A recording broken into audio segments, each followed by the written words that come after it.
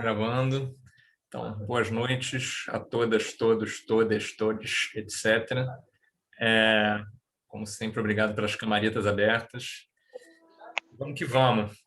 Hoje eu tinha combinado com vocês, né, que a gente ia entrar na parte socioeconômica, né, do tema, né? Antes disso, eu quero dar uma palavrinha aqui sobre... Boa noite. Boa noite, boa noite. Antes de entrar, então, no que eu tinha previsto para hoje, eu queria dar uma palavrinha sobre um outro tema aqui, né? Porque o que acontece, né? Por que, né, que numa disciplina de introdução à filosofia, a gente vai dedicar aulas, né, a uma discussão de economia, né, e de sociologia, né, que é o tema lá do meu livro e é o tema das próximas aulas, né? Por que isso, né? Que é uma coisa que eu tô conversando com vocês desde o início, né? Que é uma ideia muito importante aqui para nós, né? Que para mim e que vai ser, espero para vocês também, que é uma questão que é a seguinte, né? Pensar, assim, se a gente está falando de filosofia, de história da filosofia, né? De introdução à filosofia, e no caso a filosofia moderna, né? E a gente vai abordar um conjunto de pensadores, né? Modernos. O que tem aí de importante, né? Não só a gente ficar fazendo uma enciclopédia do que esses caras pensavam, né? Então, fulano pensava tal coisa, ciclano pensava tal coisa, beltrano falava... Isso é o de menos, né? O grande lance, né, é entender quem eram esses caras que pensavam dessa forma e o que esse pensamento tinha a ver com a realidade socioeconômica deles, né? Então, desde o início do curso, né, eu estou insistindo com vocês, né, que a filosofia é um discurso de elites, né? E, né, quer dizer, de elites socioeconômicas, de elites proprietárias. E a gente tem que se debruçar sobre isso, né, sobre se refletir um pouco por que as elites pensam desse jeito, né, pensam como elas pensam. E o que significa a gente herdar esse pensamento como baliza, né, como referência do que é o pensamento moderno, filosófico para nós. Então, assim, e aí eu estava pensando, né, eu acho que eu cheguei a falar um pouco com vocês sobre Aristóteles, né, porque quando a gente fala, né, de uma classe social, né, então, o que eu estou dizendo né? Bom, a filosofia é o discurso, né? É um pensamento produzido por uma classe social determinada, que é uma elite de proprietários. Essa elite de proprietários pensa de determinada forma, e não de outra. Só que o que é, né, uma classe de proprietários, né? Como que ela se define, né? Ela se define como classe, né, para si mesma também. Ela sabe que quer dizer, quando os filósofos de uma determinada classe falam, eles sabem para quem eles estão falando. Eles sabem que eles estão falando entre si. Eles sabem que eles são uma elite conversando consigo mesmo. E isso é muito importante de sublinhar. Então, eu queria pegar um exemplo para vocês, né? Para isso não ficar muito abstrato, deixa eu pegar um exemplo para vocês. Assim. Então, olha só, né? Um dos grandes nomes da história da filosofia, né, é o Aristóteles. Né? O pessoal que saiu do segundo grau deve ter esbarrado nele, né, em algum momento. Né? O Aristóteles, né, tipo, na antiguidade clássica grega, né, ele é um dos dois grandes nomes, né, junto com Platão. Né? Quando se fala de filosofia grega, é impossível, né, não passar pelo Platão e pelo Aristóteles. Né? Se fala do Sócrates também, né? O Sócrates, no caso, é mais um personagem, né, dos diálogos do Platão do que alguém autônomo, né, e tal, mas enfim. Né? E o Aristóteles, né, ele tem uma característica importante, curiosa da obra dele. Né? O que é mais conhecido, né, na filosofia, né, é a teoria política dele. Né? Bom, é a ética, a teoria política, a metafísica. Né? Mas, assim, o Aristóteles tem uma característica curiosa, né, que ao lado das obras filosóficas, né, o Aristóteles tem, por exemplo, né, obras do que ele chamava de economia. Né? O que é economia? Economia é a administração do lar. Então, por que esse cara, né, economia em grego, né, oikos, né, é a casa, e o nomos, né, então, economia, essa palavra é formada por duas partículas gregas, oikos e nomos. Né? Oikos quer dizer casa e nomos quer dizer a regra, né, a lei. Né? Então, né, economia quer dizer isso, a lei da casa. Então, assim, esse cara, então quem era? Então tá lá o Aristóteles. O Aristóteles está falando sobre aquelas questões de metafísica, que é, né, o que é uma coisa, né? A teoria da substância, né? Isso é uma das balizas fundamentais assim da filosofia do Aristóteles, né? Então, o problema da substância, o que é uma coisa, né? O que é o ser, né? O que significa dizer que algo existe, né? São as grandes questões da metafísica aristotélica, né? Então, questões de ética, né? O que é o bem, né? O que é a felicidade, né? Ao mesmo tempo, ele tem um livro que é tipo como se administra uma casa, né? Por quê, né? Por que que esse cara quer dizer? Isso é muito significativo. Ele escreve um livro sobre como se administra uma casa porque as pessoas que se preocupam com questões do tipo o que é o bem, ou o que é a justiça, ou o que é a felicidade, ou o que é a substância, o que é a coisa, né? O que é a existência, essas pessoas são as mesmas pessoas, né? Que são ricas o suficiente para terem uma casa e se preocuparem em como administrar ela. Porque a casa que o Aristóteles descreve na economia, né, é uma casa, não é uma casa, não é um kitnet, meu irmão, entendeu? É uma casona grega, uma casona ateniense, né? Então, é uma casa enorme, com escravos, com, né, dependentes, com trabalhadores, né, com dispensa, com terras, né, com herança, com, né, dispensa com comida, com carne salgada, com vinhos, com o cacete, né? Tem artesãos dentro da casa. Então, a casa é uma propriedade, né? É uma propriedade semi-urbana, semi-rural, mas tipo grande, enorme. Então, quando Aristóteles escreve, então, uma metafísica, uma política, uma ética e uma economia, ele está falando com uma classe que se preocupa com todas essas coisas. Não, e isso não é à toa, né? Ele está falando com uma classe que tem propriedade, que tem posses e que tem que se preocupar em como administrar uma casa, da mesma forma que ela tem que se preocupar em o que é o bem, o que é a justiça, etc. Né? E uma das razões pelas quais elas têm que se preocupar com o que é o bem e o que é a justiça, né, é o fato de que essa classe proprietária, né, elas vão para a ágora, né? Ou seja, elas vão participar politicamente. A ágora é o espaço típico, né, na democracia grega, né? É uma espécie de parlamento, né? Um espaço político, onde as elites políticas vão discutir os rumos da cidade. Então, é útil, quem vai participar dessas discussões tem que saber argumentar, tem que saber falar bem, tem que saber discutir, tem que saber defender suas posições, tem que ter conceitos de política, de justiça, de bem, de felicidade, porque é isso que vai ser questionado lá. Para que você está defendendo tal ideia política? Ah, porque esse é o bem geral, isso é a cidadania, isso tem a ver com a justiça, isso tem a ver. Então, Aristóteles vai ensinar as pessoas a falar para elas poderem falar na água. Então, quer dizer, isso é, quando eu digo, né?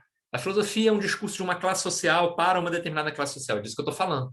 Né? Essa parada é útil para alguém, né? Alguém vai usar esse conhecimento. E esse alguém, no caso do Aristóteles, é alguém que também tem um outro conhecimento útil junto, que é a economia, a administração da casa, dessa propriedade. Né? Então, essa. E o que é interessante quando a gente pensa nisso, né? Essa junção do cara que, por um lado, é um proprietário e, por outro lado, ele é um intelectual e, por outro lado, ele é um cidadão. Então, ele é um intelectual, ele é um proprietário e ele é um cidadão. Essas três coisas estão juntas. Né? Ele é um proprietário porque ele tem uma casa, e aí o Aristóteles escreve economia. Ele é um intelectual porque ele se preocupa com essas questões, o que é a justiça, o que é o bem, o que é o ser. E ele é um cidadão porque ele usa esse conhecimento para discutir política na ágora, no espaço político, né? Meio parlamento da cidade da polis grega. Né? É, então as três coisas estão juntas, né? Proprietário, cidadão e intelectual. Né? E veja, ele é cidadão porque ele é proprietário, né? A gente já passou por isso rapidamente, mas para lembrar, né? Quer dizer, na democracia grega, né? Você só tem direito a voto, você só pode ser magistrado, né? Você só pode discutir política, né? Você só pode decidir os rumos da polis, da cidade, se você for proprietário de terras, né? Então, é o proprietário de terras também que se dedica à filosofia. E o Aristóteles fala isso com todas as letras, né? O Aristóteles tem um lance interessante na ética, na discussão dele sobre ética, né? Ética é uma discussão sobre o que é o bem, né? O que a gente chama de ética hoje tem um pouco a ver com isso, mas não é, né? A discussão sobre o que é o bem é mais ampla, né? Lá na antiguidade. Então, Aristóteles tem um papo que é assim: bom, a gente tem que conversar aqui que é o bem, né? Então, o bem, né? Tem muitas formas de bem, né? Tem, por exemplo, para cada atividade humana existe um bem, diz Aristóteles, né? Aí ele diz, o carpinteiro, não são exatamente as palavras dele, mas é mais ou menos o que ele fala. Ele diz assim, pô, o carpinteiro, né, tem um bem enquanto carpinteiro, que é o quê? A carpintaria. A carpintaria, né? O carpinteiro, para ele ser um bom carpinteiro, ele tem que fazer uma boa carpintaria. Então, né, o bem do carpinteiro enquanto carpinteiro é é ser bom carpinteiro. Então, ele faz a cadeira, ele faz a mesa, ele faz as ferramentas, ele faz os objetos lá da carpintaria. Né? Né? Qualquer artesão, né? O escultor, né? O artista, né? Então, o bem do artista, né? É a estatuária, né? Então, ele sabe fazer estátua bem, né? Então, isso é o bem da estatuária, né? Além disso, tanto o artista quanto o carpinteiro, eles têm um bem não de carpinteiro e de artista, mas de ser humano, de gente. E esse bem diz respeito à felicidade, né? É um dos caminhos pelos quais Aristóteles vai. Então, o que é a felicidade de cada homem? Né? Então, tem uma discussão sobre o que é o bem enquanto carpinteiro, o que é o bem enquanto homem. E aí, ele vai discutindo isso e ele chega lá na frente num ponto que é o seguinte, ele diz assim, né? Para qualquer homem, né? E aí, homem não é ser humano, né? Homem é homem mesmo, porque a mulher não está pensando nessas coisas, né? A mulher está cuidando, nem cuidar da casa ela cuida, porque quem manda na parada mesmo é o homem, porque a casa é uma espécie de negócio, não dá para largar isso nas mãos das mulheres, né? As mulheres estão cuidando das crianças, basicamente. Né? Então, o homem, né? Então, tem o seu bem de acordo com a sua profissão, e ele tem o seu bem enquanto ser humano, e aí ele diz, né? O maior bem de todos os bens para o ser humano é se questionar o que é o bem. É poder se perguntar isso. Né? Então, diz Aristóteles. Né? E aí ele vai dizer, porra, e quem é que se pergunta isso? É o filósofo. Então, o filósofo é o homem mais feliz. E também é o homem bom. Porque só ele tem o tempo, só ele se pergunta isso. Os outros ficam preocupados lá com seus assuntos mundanos. Aí ele diz, pois é, mas, porra, para você se dedicar a essa questão, o que é o bem, isso não é trivial. Você tem que ter muito tempo livre. Então, só quem tem muito tempo livre é que é verdadeiramente feliz e bom. No final das contas, né, só quem é proprietário é que é feliz e bom. Né? Isso é um dos lados. Então, é isso, quer dizer, ele sabe com quem ele está falando. Ele está falando com os outros proprietários, cara. É isso, né? O cara é intelectual, o cara é cidadão, o cara é proprietário. Né? Essas coisas estão juntas. É muito interessante no Aristóteles que essa valoração da inteligência, porque é disso que ele está falando. Ele está dizendo, cara, mais feliz é quem pode questionar. Mas quem pode questionar, né? Na verdade, não é questionar, né? É encontrar respostas. É através da pesquisa, através das questões, encontrar respostas sobre o que é o bem, né? Por exemplo. Então, assim, esse cara, né? Ele só pode se questionar porque ele não trabalha, né? Porque ele não trabalha. Quem trabalha está fadado a não ser tão feliz ou a não ter boas respostas. Né? E o Aristóteles, ele valoriza a inteligência. Né? Só que ele valoriza a inteligência porque é interessante, é importante você ser esperto, inteligente, sábio o suficiente para se questionar o que é o bem, o que é a felicidade e tal. Então, isso é importante, isso é valioso. Só que o Aristóteles sabe que quem consegue fazer isso, ele sabe, ele defende, né? Que quem pode fazer isso são as pessoas que não trabalham. Né? Então, não somos nenhum de nós aqui. Né? Aqui só tem infelizes, né? Numa perspectiva aristotélica. E aí, né, o Aristóteles diz, né, a não ser que, eu não sei, tenha fazendeiros latifundiários escondidos aí no curso de serviço social da Unirio. Né? Não sei, a Vivian eu sei que é funcionária pública, né? Aqui não sei, eu não sou muito bom fisionomista, mas não tem ninguém com cara de latifundiário aqui com a câmera aberta. De repente, os latifundiários ficam com a câmera fechada, para ninguém manjar eles. Né? Deve ser isso. Professor, tô mais para desempregada do que latifundiária. Tá bom, Isabela. Então, a Isabela também não é latifundiária. Mas, assim, você não trabalha, você está mais próxima da felicidade do que quem trabalha, segundo Aristóteles. Né? Né? É claro, não é isso que ele está querendo dizer. Né? Mas é isso, cara. Então, o que é interessante desse lance, né, é que o Aristóteles está falando, né, para os proprietários. Né? Ele está falando para os proprietários. E aí, ele vai embora, né? E aí o que acontece? Ele defende, isso aqui é interessante, né? Ele defende uma inteligência que é uma inteligência de proprietários. Porque é a inteligência de quem não trabalha. Que não é nossa. Né? Quer dizer, é curioso isso, né? É curioso a gente imaginar, né, que tem um cara que diz assim, cara, só para entender essas questões aqui, você tem que ter muito tempo livre, cara. né? As pessoas que trabalham não têm esse tempo livre. Então, essa inteligência aqui não é para elas. Professor, Diga, Luci. mas, curiosamente, é um dos castigos pelo pecado original do homem, né?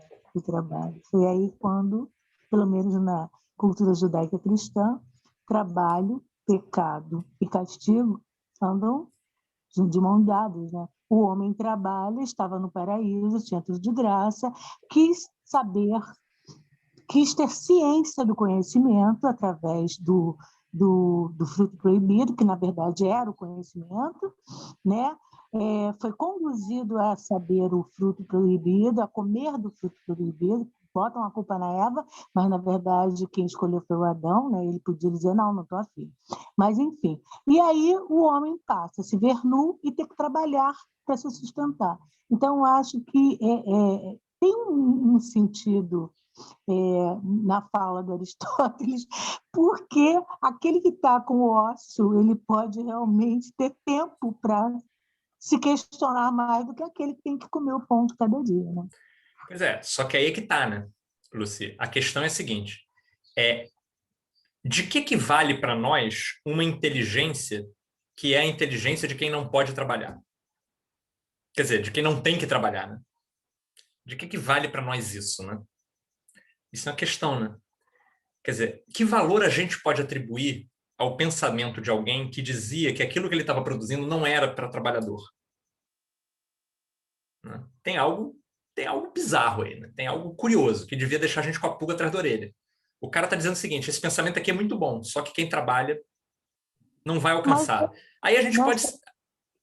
nós, por exemplo, nós lemos Karl Marx, que, ao saber a biografia dele, é um cara que não trabalhou. Então, é aquela história. nós temos alguns aspectos que nos mostram que, às vezes, o cara só pensar pode até não colocar comida na mesa, mas tem outras pessoas que o consideram, né? Quer dizer, a meu ver, por exemplo, se eu estou numa ilha deserta, com faz tudo, e estou com físico nuclear, eu prefiro estar com faz tudo, porque pelo menos dali eu teria ferramentas para sair daquela ilha deserta, construir uma balsa, ou até mesmo conhecimento de causa. E o físico nuclear não vai me acrescentar grandes coisas. Quer dizer, mas eu sou uma pessoa, eu faço parte do proletariado, sou uma pessoa que trabalha desde os 14 anos. Quer dizer, minha visão é essa. Né? Pois é, então, aí é que tá, né? Então, isso é uma discussão, né? Quer dizer, como que a gente. O que significa se beneficiar do pensamento dos caras que, por não trabalhar, conseguiram pensar livremente? Isso é uma discussão. Né? A outra discussão é o valor que um conhecimento tem, né? Porque ele foi produzido por alguém que não trabalha. Né? Então, deixa eu desenvolver essa segunda ideia. Né? O Aristóteles diz uma coisa importante. Né? Ele diz assim: ele tem uma discussão que é a partir dessa discussão sobre, né, a relação entre liberdade, pensamento, né, e não trabalho, né? Liberdade, pensamento, não trabalho, felicidade. A partir dessa discussão, ele chega num outro ponto, né, que é o seguinte: ele diz assim, a razão, né? Ou seja, a inteligência, né? Vamos dizer assim, né? Eu não vou usar os termos técnicos, né? Vamos dizer assim, a inteligência, né? O intelecto, né? A capacidade de falar sobre questões sofisticadas, intelectuais e tal, né? Essa capacidade, né? Que em grego é o logos, né? Essa capacidade ela é exclusiva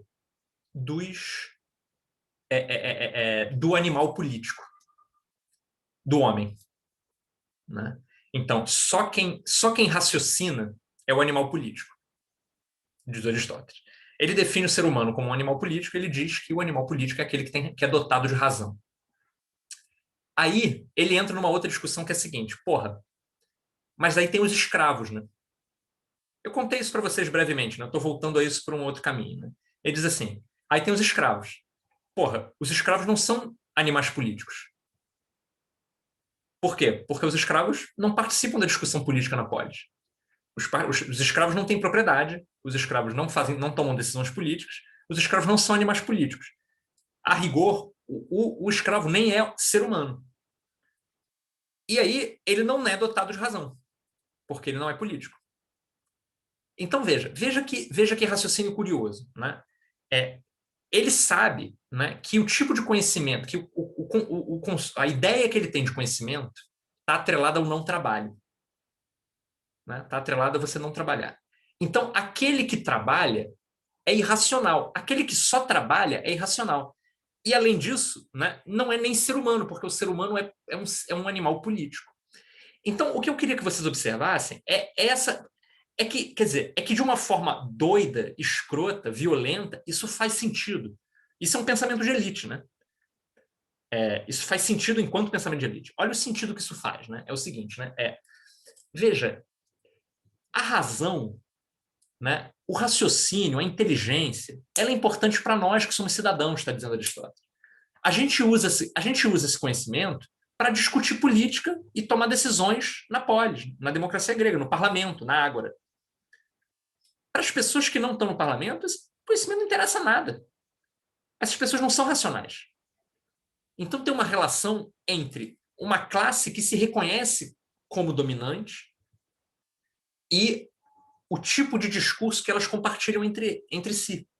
Essa aqui é a filosofia, essa filosofia nossa. É a filosofia de quem? De quem discute as questões políticas na polis, né? De quem não trabalha. Né? Tem uma relação, então, eu queria relacionar então dois conceitos, né, que é o pacto político e a racionalidade. Né? O pacto político, né? Quer dizer, tem classes que olham umas para as outras, tem uma galera, né? Tem setores da sociedade que olham uns para os outros e dizem assim, nós pertencemos à elite política, nós pertencemos aos grupos que governam, nós pertencemos aos grupos que exercem poder político, que compartilhamos da administração dessa sociedade. É um discurso que segrega. Né? A gente sabe quem é quem aqui. E a gente conversa nos mesmos termos. Que termos são esses? Bom, por exemplo, os termos da filosofia, da economia, das ciências que dizem respeito à inteligência, à administração da propriedade, à administração da cidade. Né? É uma relação entre, né, pertencer ao pacto político, né, e ser inteligente, ser racional. Por que o conceito de pacto político é importante aí? Né? Porque quando a gente fala, né, de política, né, e a gente pensa em política como, né, aquilo que né, uma forma de exercício de poder, né, a política como atribuição do Estado, né, segundo os termos que a gente estava discutindo na aula passada, né, a política não diz respeito a todo mundo. As decisões políticas afetam todo mundo, mas elas não são tomadas por todo mundo. Né? E na Grécia também era assim. Né? Então, esses caras que se reconhecem como detentores do poder político, detentores da razão, da inteligência, detentores da propriedade, né? Eles têm um pacto entre si, né? Que é o que eu estou chamando de pacto político, e o resto da sociedade está de fora. Então tem uma galera que está de fora. As mulheres estão de fora, né? Os escravos estão de fora, os não proprietários estão de fora, então você podia não ser nem mulher, nem escravo, mas mesmo assim não ter propriedade. Né? Tem vários nomes para isso. Né? Em Atenas vai ser o meteco. Né?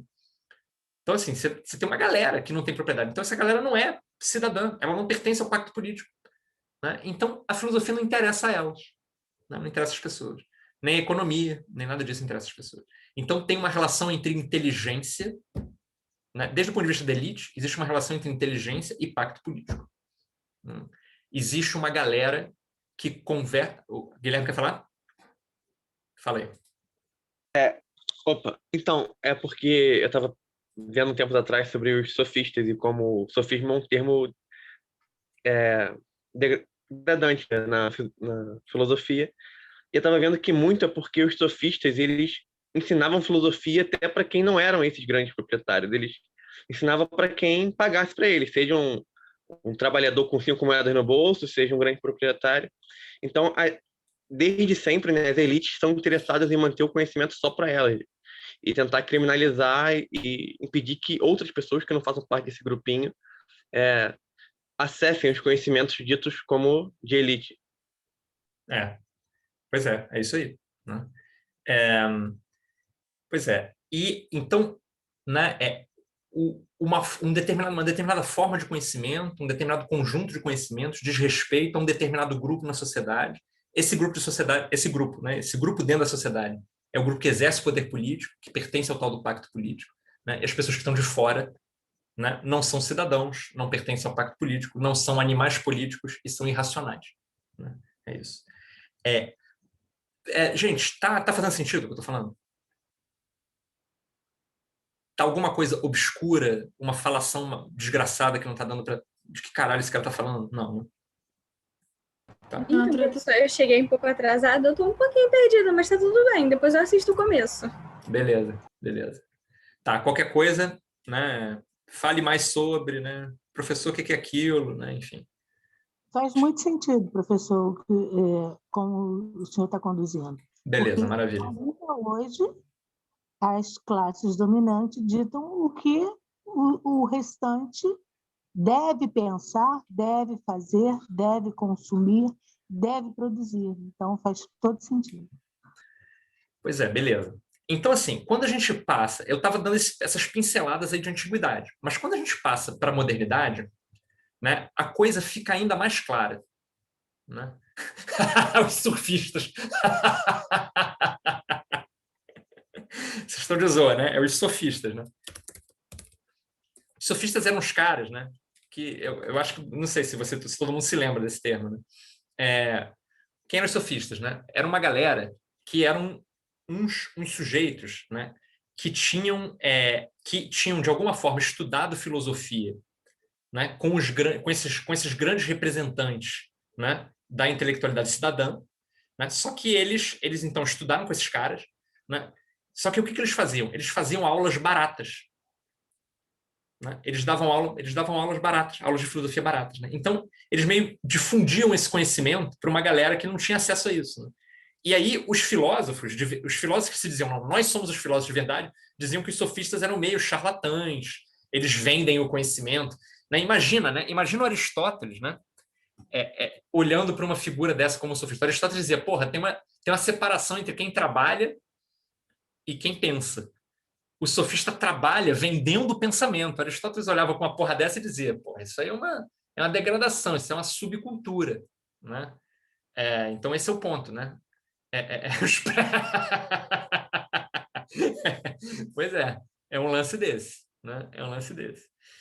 Enfim, e aí, com a diferença, né, que quer dizer, o que os sofistas ensinavam, né, o que os sofistas ensinavam era o que os cidadãos estavam discutindo na ágora, né? Ou seja, o que os membros do pacto político estavam discutindo. Seria o equivalente, né, não tanto ao pré-vestibular, seria o equivalente a alguém estar ensinando administração pública para as pessoas comuns, né? Né? Quer dizer, que é o que os governantes... O que a elite política está conversando? A elite política não está conversando sobre oração subordinada substantiva completiva nominal, ou sei lá, sobre equações de segundo grau, que é o que a gente estuda no pré-vestibular, né? Sobre balanço térmico de equações, né? Tipo, os caras, né? Não é isso. Os caras estão, tipo, cidadãos estão discutindo o quê? Estão discutindo a administração pública, estão discutindo como que se governa essa merda, né? Então, é como se os sofistas ensinassem isso, né? Ensinassem tipo, como que se... Né? Como que se promulga uma lei? Né? Como que se interage num tribunal? Como que se escreve um ofício? Como que se faz um requerimento? Né? Como que se contesta, né, uma ação judicial? Né? Como que se impetra uma ação? Como que se insta, né, um órgão como a Defensoria ou o Ministério Público? Né? Ou como se conversa com um delegado? É como se os caras estivessem falando sobre isso, né? Sobre o funcionamento do Estado. Né? É isso que os sofistas ensinavam. Né? Fazendo o paralelo, né? É isso. Quase um assistente social, né, professor? Pois é, né? Se você quiser colocar nesses termos, né? É uma comparação interessante. Né? Comparação interessante. Né? Pois é, então, isso aí, né, é a antiguidade. Quando a gente passa para a modernidade, né, essa questão toda fica ainda mais gritante. Né? Por quê? Porque você vai ter essa classe intelectual que é muito...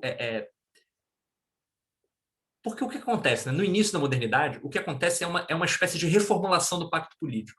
Deixa eu dar um exemplo concreto para vocês. Vocês estão ligados no... Então, fecha o parêntese, né? Antiguidade, vamos voltar para a modernidade. Então, vamos falar aqui de uma coisa assim, tipo século XV, né? Na Europa, final da Idade Média na Europa. Né? Cara, pensem, sabe o Romeu e Julieta? Todo mundo conhece esse troço, né? Romeu e Julieta do Shakespeare, né? Então, Romeu e Julieta, o que é aquela história? Aquela história é bem uma história da alvorada da modernidade, do início da modernidade, né? O Romeu e Julieta se passa na Itália, né? Em Verona, né? O que acontece no Romeu e Julieta, né? Bom, a família do Romeu e a família da Julieta são brigadas, né? E eles se apaixonam, e aí essa paixão é proibida, porque as famílias brigam, né? E aí é aquela tragédia toda, né? Vão fugir, vão fazer um casamento secreto, vai fingir que morreu, aí pensa que morreu de verdade, a mulher se mata, não sei o que, aquela confusão. Mas assim, o que é, né, o cerne do Romeu e Julieta? É a briga entre as duas famílias. A gente fica lendo esse negócio e fica dizendo, mas que gente brigona, né? Por que essas pessoas brigam tanto? Né? O que é isso? Né? Por que não fazer as pazes? Da onde vem essa briga? Né? Pois é, né? O lance dessas brigas entre as famílias, né? No início da Idade Moderna, no final da Idade Média, é uma realidade social, né? Muito presente. Assim. Essas famílias brigavam. O que significa dizer essas famílias brigavam entre si? Não é só que você tinha lá, né? Os sujeitos são inimigos porque, sei lá, não gostam um da cara do outro. Não é isso. Né? O que estava em jogo, né, é a ideia de que, né, a cidade, né, ela não tem governo. Tá? E se ela não tem governo, tudo dentro da cidade é definido como? Pela briga, pela disputa. Né? A gente começou a falar um pouco isso quando eu estava falando de Idade Média com vocês. Né? Quer dizer, imaginem isso. Né? Imagina que você tem um monte de famílias, né, proprietárias, tá? Um monte de famílias ricas. Né? Essas famílias... pois é, né? A gente chega perto da discussão do Maquiavel. Só que o Maquiavel é o período seguinte. Aí eu vou... Vocês andaram estudando o Maquiavel então. Quando eu falar, vocês vão... Quando eu falar, vai dar o gancho lá com a Carla. Então, olha só. O que existia antes do Maquiavel, né? Antes do Maquiavel era esse quadro, né? É o quadro que o Shakespeare está descrevendo. O Shakespeare e o Maquiavel eram contemporâneos, né? Mais ou menos. Né? É a mesma galera, é a mesma época. Então, assim, né? O Shakespeare é o autor, né, do Romeu e Julieta. Né? Então, assim, o que acontece? Né? Quando você não tem um governo, você vai ter uma porrada de famílias que são ricas, né, e que elas disputam entre si como é que se vai se governar essa cidade. Então, o que significa isso? Né? Por exemplo, como é que isso era na prática? Era assim, a cidade tem que ter uma espécie de orçamento público. Eles chamavam de civil. Né? Tinha que ter um orçamento civil. O que é o orçamento civil? O orçamento civil, né, é o dinheiro que você vai gastar para fazer obras na cidade. Obras que vão beneficiar todos os habitantes. Então, por exemplo, tem que construir um muro.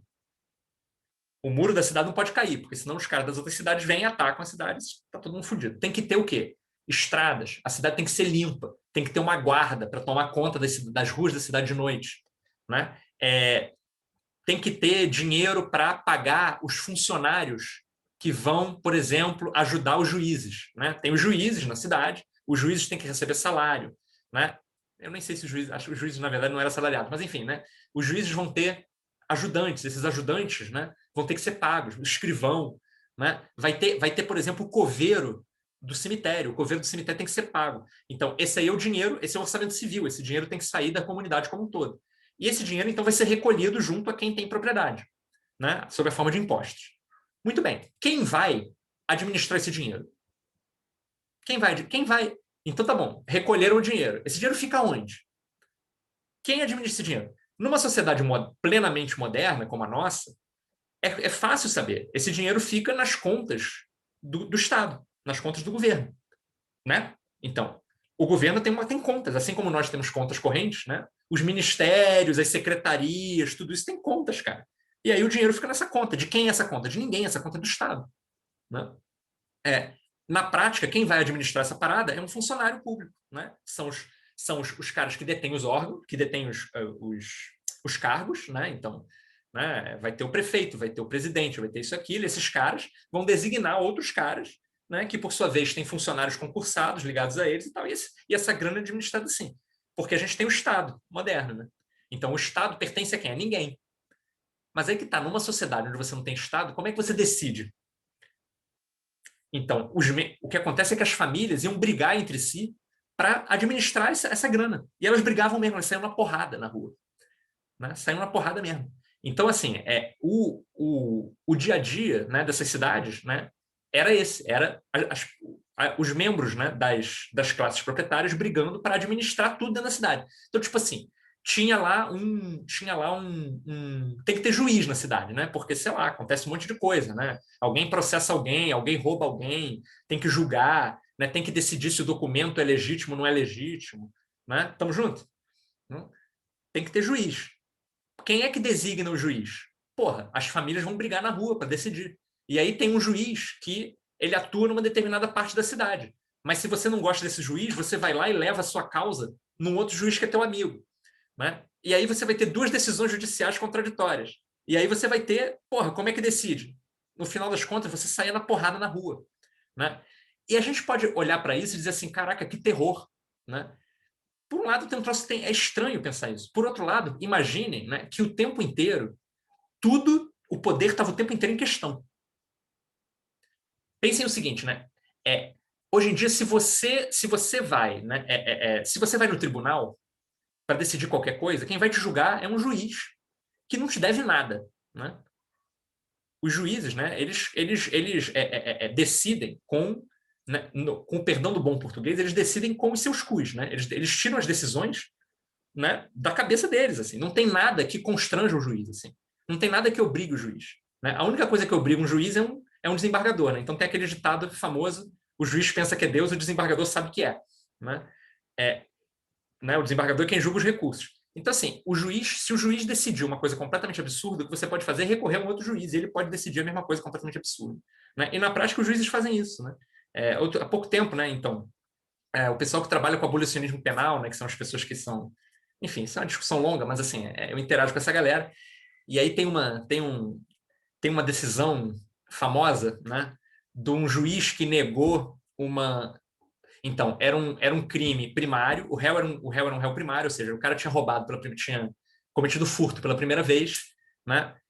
Aí o furto era qualificado por não sei o quê, ele foi né, indicada a prisão para ele, né? A defensoria, né, disse, porra, o cara é primário, ele não representa risco, ele não precisa ficar preso. O juiz disse, ele tem que ficar preso porque ele roubou um celular, e o celular é a vida da pessoa. Então ele tem que ficar preso. Isso está na decisão judicial. O juiz escreveu isso. Né? Isso é só um exemplo, assim, né? Então, o celular é a vida da pessoa. Então, tipo, ele tem que ficar preso porque ele roubou a vida da pessoa. Né? Então é isso, o juiz defende... Assim, então a gente está à mercê dos juízes, assim, foda-se. Numa sociedade pré-moderna, o que acontece? Né? Tem uma porrada de juízes. Se você fizer acordo, se você defender os caras, se você brigar na rua, você consegue decisões diferentes. Isso é interessante. Por que isso é interessante? Pensem de novo no Romeu e Julieta. No Romeu e Julieta, o que acontece, né, é que as pessoas que brigam na rua não são os aristocratas. Então, o Romeu briga na rua. O Romeu é filho do chefe da família. Só que junto do Romeu tem uma galera. Quem é essa galera? Porra, são uns jovens meio delinquentes, assim, né? Uma galera que fica meio na rua, assim, de bobeira, né? Uns caras, assim, armados, né? Com faca, com porrete, com espada. Quem são esses caras?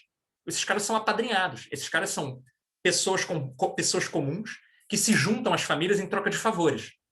Então, imagine o seguinte, imagina se uma pessoa comum, uma pessoa qualquer, pudesse se juntar em bandos, né? Para se juntar com membros da nobreza para defender seus interesses na rua, na base da porrada. A coisa mudava um pouco de rosto. Imagine o seguinte, né? Imaginem que né? Pois é, exato, né? Então, imaginem que tem a ver com a máfia, só que a máfia é uma sociedade secreta, né?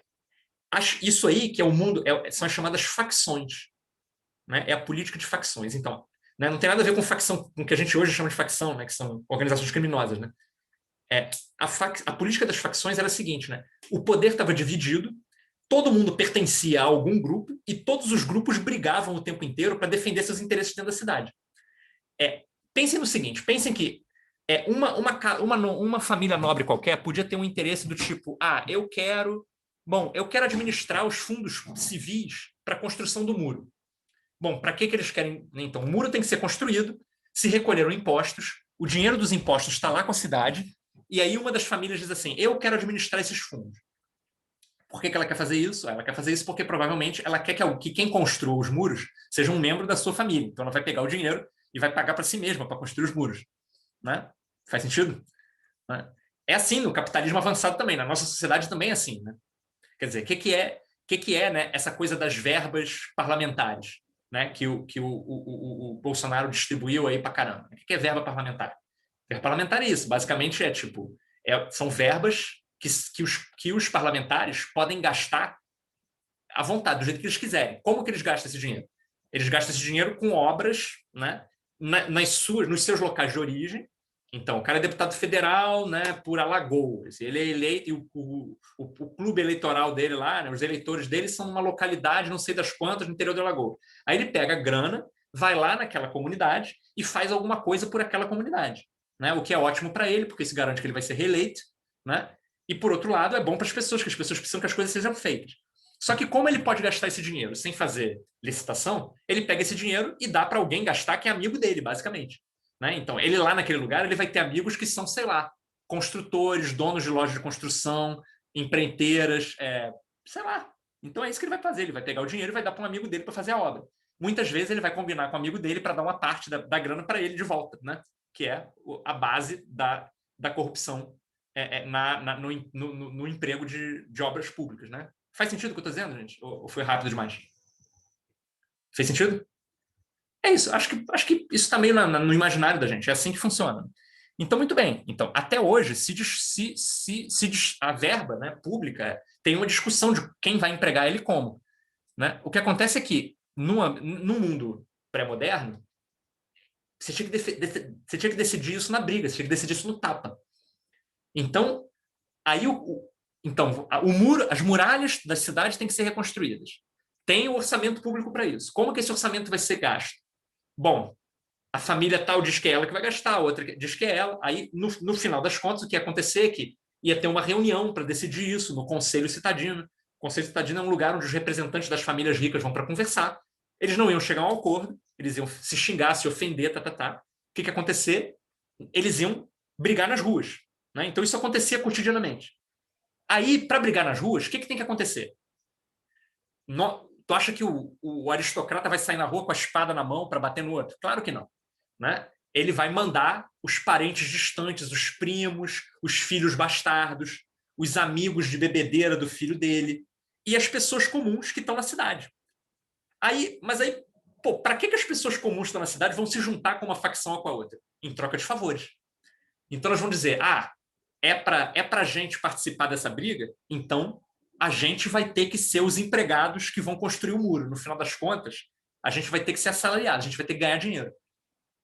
A gente vai ter que participar disso. Então, o que significa isso na prática é que, para a política das facções funcionar, tinha que ter uma negociação direta entre as elites e as pessoas comuns. Faz sentido o que eu estou dizendo? Tudo que acontece hoje acontecia com a diferença de que, no fim das contas, as pessoas comuns apitavam, porque elas podiam pressionar os caras, porque elas eram necessárias para brigar na rua. Né? Então, as pessoas comuns eram, né, a massa, né, a massa de briga. Né? Elas eram o músculo. Né? Elas eram quem ia se estapear na rua. Né? As pessoas comuns são, né, a massa briguenta, né? A massa guerreira das facções. Da política das facções. Então, por causa disso, as pessoas comuns têm poder. E isso significa, né, que as pessoas comuns, muitas vezes, chantageavam as facções. Né? Então, assim, você vai ter, por exemplo, organizações, né, de jornaleiros. Né? O que são jornaleiros? São os trabalhadores urbanos. Então, os trabalhadores urbanos vão pressionar as facções, vão dizer, a gente só participa da política de facções se o salário aumentar. Senão, a gente não participa. Né? Então, é um mundo, é um universo onde a luta política é cotidiana. E isso, muitas vezes, envolve a pancadaria. Ao mesmo tempo, é um mundo em que as pessoas comuns, justamente porque elas são necessárias para resolver a pancadaria, participam ativamente da política e têm um momento perene, um momento constante de negociação com as elites. E isso é muito doido. Isso está muito distante da nossa realidade. A gente já tinha começado a conversar sobre isso, né? Então, eu estou retomando por uma outra via, né? Quer dizer, isso é muito distante do nosso mundo, né? Porque qual é a nossa via de negociação com as classes políticas, né? E com as classes proprietárias? Quer dizer, se o Bolsonaro resolve dar, né? Não sei, já perdi as contas, 15 bilhões, na última, não me lembro mais, né? Acho que chegou a 50 bilhões de verba parlamentar, né? Se ele resolve distribuir essa grana entre os parlamentares para eles gastarem como eles quiserem, né? Alguém vai perguntar para a Solenir ou para o Regis como é que ele quer que gaste essa grana? Assim? Eles vão gastar do jeito que eles quiserem. Né? No final das contas, eles vão beneficiar os amigos deles. Né? E pode ser que a gente até seja amigo, e aí a gente acabe, mas assim, a gente tem poder de pressão? A gente não tem poder de pressão nenhum. O único poder de pressão que a gente tem, teoricamente, é o do voto. Mas o que acontece é que a gente pode votar no canalha X ou no canalha Y e o esquema vai ser o mesmo, no final das contas. Então, por quê? Por causa do Estado moderno, porque o Estado moderno funciona. No fundo é isso, né? Porque o Estado moderno administra. Por quê? Porque o orçamento público está na mão do presidente e ninguém vai tirar. E o presidente vai pegar esse dinheiro e vai distribuir para os parlamentares. Ninguém vai tirar esse dinheiro dali. Né? Essas contas são contas públicas, o Estado funciona, está tudo organizado, tem polícia, tem exército. Não tem como mexer nesse esquema. Né? Na sociedade pré-moderna tinha, por quê? Porque não tinha polícia, não tinha exército, não tinha Estado. Então, as pessoas são necessárias para brigar e, por isso, elas têm os sindicatos, mas os sindicatos estão meio por baixo, né, Renato? Né? Direito de greve, protesto, né? Tipo, eu sou super a favor, assim, mas né, alguém se lembra de uma greve, alguém se lembra no seu tempo de vida de uma greve bem sucedida e, né, tipo, tá foda, nem as nossas, né? Os professores são muito bem organizados, o sindicato é forte e tal. Mas assim, tipo, não adianta nada. A última greve que a gente fez não adiantou porra nenhuma, só perdemos, enfim. A gente tá num momento muito... Pois é, então, esse negócio de tudo ser resolvido na porrada, né? Tem um cara que é o... Renata que gosta de direito e de repente conhece Eita, esqueci o nome do cara.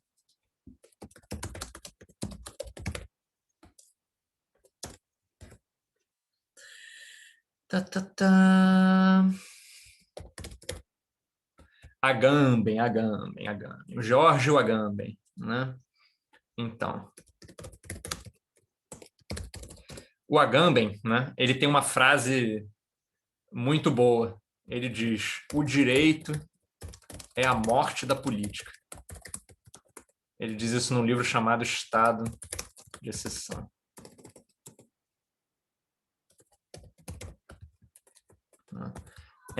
O direito é a morte da política. Né? É isso, né? É a ideia de que quando tudo está organizado pelas leis, tudo está organizado pelas instituições, esse espaço de negociação desaparece. Faz sentido essa ideia, gente?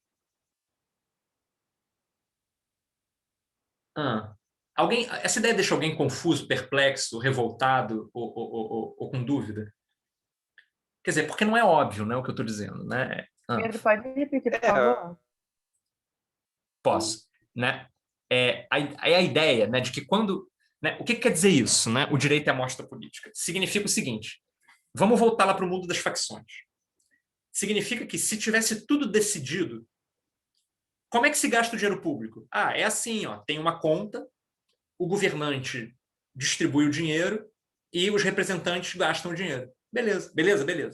Se fosse assim, como é hoje, né, o que fica de fora?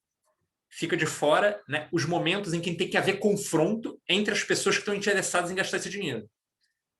No momento que esse confronto existia, né, as elites tinham que negociar com as pessoas comuns para que as pessoas comuns participassem desse processo de luta e, portanto, seus interesses tinham que ser ouvidos. E isso é que é política. Política é o quê? É negociar de tal forma que os resultados possam ser diferentes. Na nossa sociedade, o resultado é sempre igual. Né? É sempre igual. Você negocia. O máximo que pode acontecer é aumenta o salário, diminui o salário. Não sei o quê. Quer dizer, esse poder de pressão popular, né, para direcionar o governo numa determinada direção, isso aí acabou. Né? Isso acabou por quê? Porque está tudo organizado pelo direito. Então é uma faca de dois gumes. O direito, né, ele garante que a gente não vai ter que sair na porrada na rua. né? Quando a gente começa a falar de, né, sociedades pré-modernas e pensa assim, caraca, era muito violento, né? Então, beleza, né? A gente vive numa sociedade organizada, né? A gente não tem que sair na porrada, a gente não tem que se expor a isso. Por outro lado, né, o espaço de exercício de poder das pessoas comuns desapareceu, né? Tudo que a gente, né, para a gente fazer qualquer coisa, a gente se submete à ordem jurídica normal, às instituições, ao direito, né? Então, o direito nos salva da violência, mas, por outro lado, ele nos submete a uma espécie de violência permanente, né? Por quê? Porque a gente nunca consegue negociar politicamente, né? A gente sempre tem que negociar dentro dos limites das instituições. Então, esses limites são estreitos, né? Então, assim, né, é aquilo, né? Eu sou da geração, né? Pois é, a que custo, então? Né? Exatamente. A Renata está falando uma fórmula quase que de uma ciência exata para tratar das relações humanas, isso, né? É só estudar processo civil, processo penal, né? A história do processo, né, em direito é isso, é exatamente uma ciência exata para, né, administrar o processo administrativo, né, para organizar o conhecimento, né, organizar o comportamento humano, né? É uma coisa bizarra. Então, né, e aquilo, né? Esse momento, né, em que as elites não precisam mais de nós, né? Esse é o mundo que a gente vive, né? As elites não precisam mais de nós, né? Elas podem fazer o que elas quiserem, né? E no final das contas, elas fazem o que elas quiserem. A gente tem uma certa margem de atuação que diz respeito ao voto, diz respeito ao protesto político. Só que isso é uma certa margem. Por quê? Porque fora dessas margens, o Estado moderno tem instituições de coerção permanente, né, que é a polícia e o exército. Então, se a gente passar dos limites, se a gente sair da esfera do direito, a gente pode ser coagido.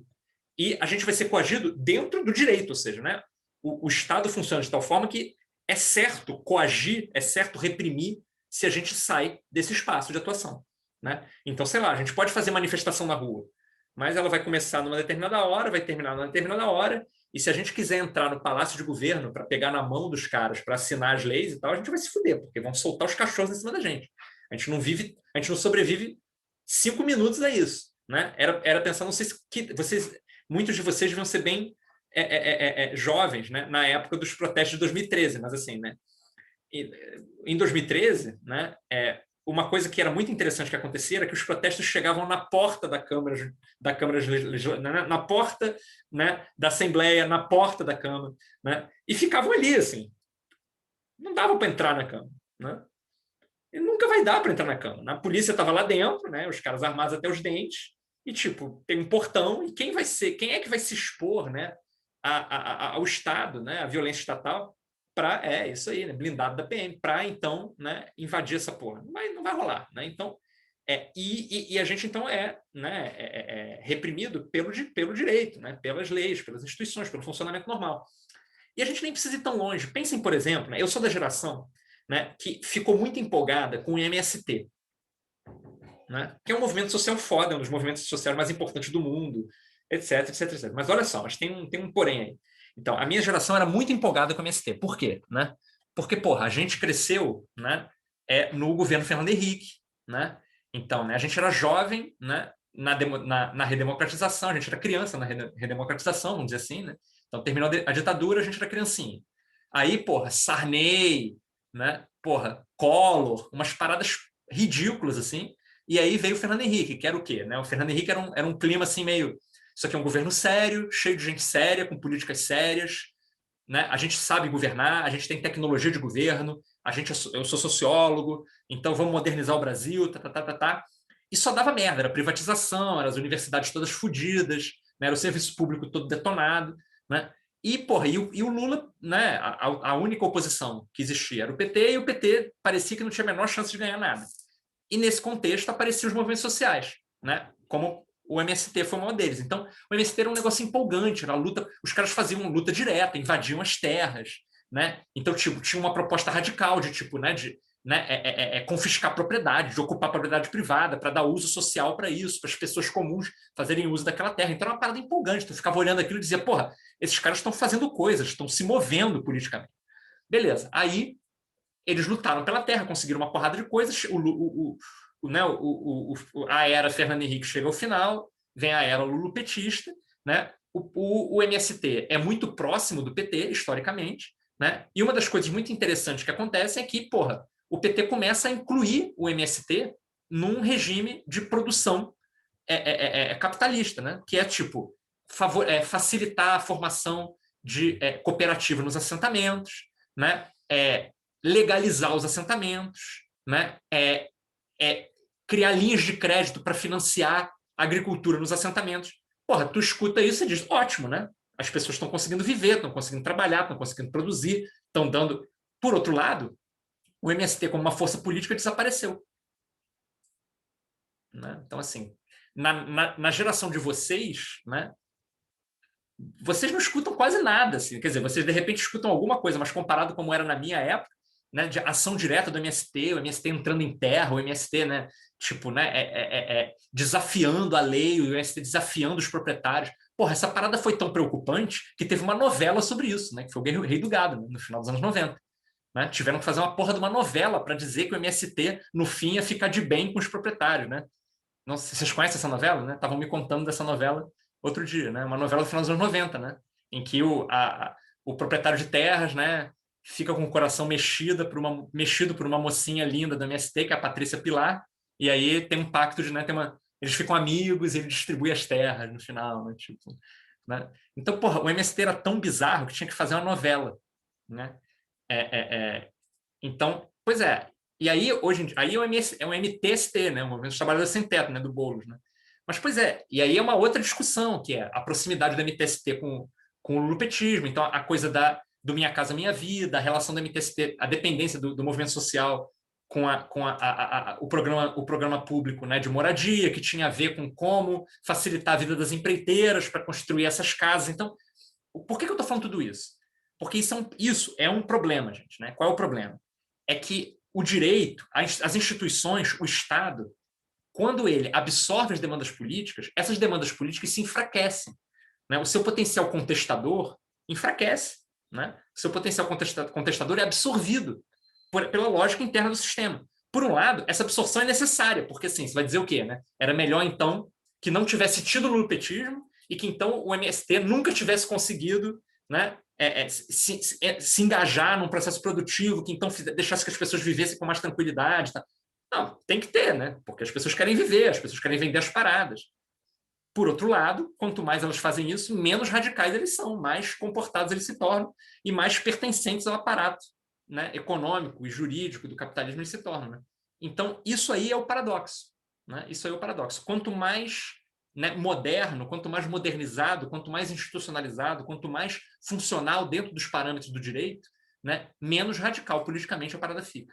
Né? E quando a gente pensa na pré-modernidade, a gente está lidando com uma situação em que essa espécie de radicalidade é constante, porque nada está decidido desde o ponto de vista institucional. Né? Tudo tem que ser lutado, tudo tem que ser conquistado, tudo tem que ser determinado na porrada. Né? E as pessoas comuns têm que participar dessa luta no cotidiano. Então, elas podem, né, para participar dessa luta, elas podem colocar condições. Eu só luto se aumentar os salários, eu só luto se liberar a terra, eu só luto se liberar o acesso à floresta, se liberar o acesso à água, eu só luto se, né, diminuir a violência, né, contra as pessoas que moram do lado de fora das muralhas da cidade. Né? Enfim, N coisas. Né? Essas reivindicações podiam ser lutadas no cotidiano, no dia a dia. Né? Então, o que acontece? Está fazendo sentido, gente? Está uma falação fodida. Tá. Beleza? Tamo junto? Alguém quer perguntar alguma coisa? Ou comentar? Ou... Me lembrei de algo. Não? Professor? Diga, Luci. Desculpa. Nunca. Eu cresci adolescente com uma matéria chamada OSPB, Organização Social e Política do Brasil. A gente estudava isso no cotidiano. Eu fui adolescente quando a Constituinte foi instaurada. Então, isso era a rotina, a gente ouvia as novas leis sendo construídas, Ulisses Guimarães, aquela coisa toda. O que aconteceu no governo Fernando Henrique, que todo mundo da esquerda gostava e todo mundo de centro gostava, e a direita não era antipática a Fernando Henrique, né? Não era antipática. Ele foi um governo, vamos dizer assim, centro-esquerda, mas bem light, assim, bem light.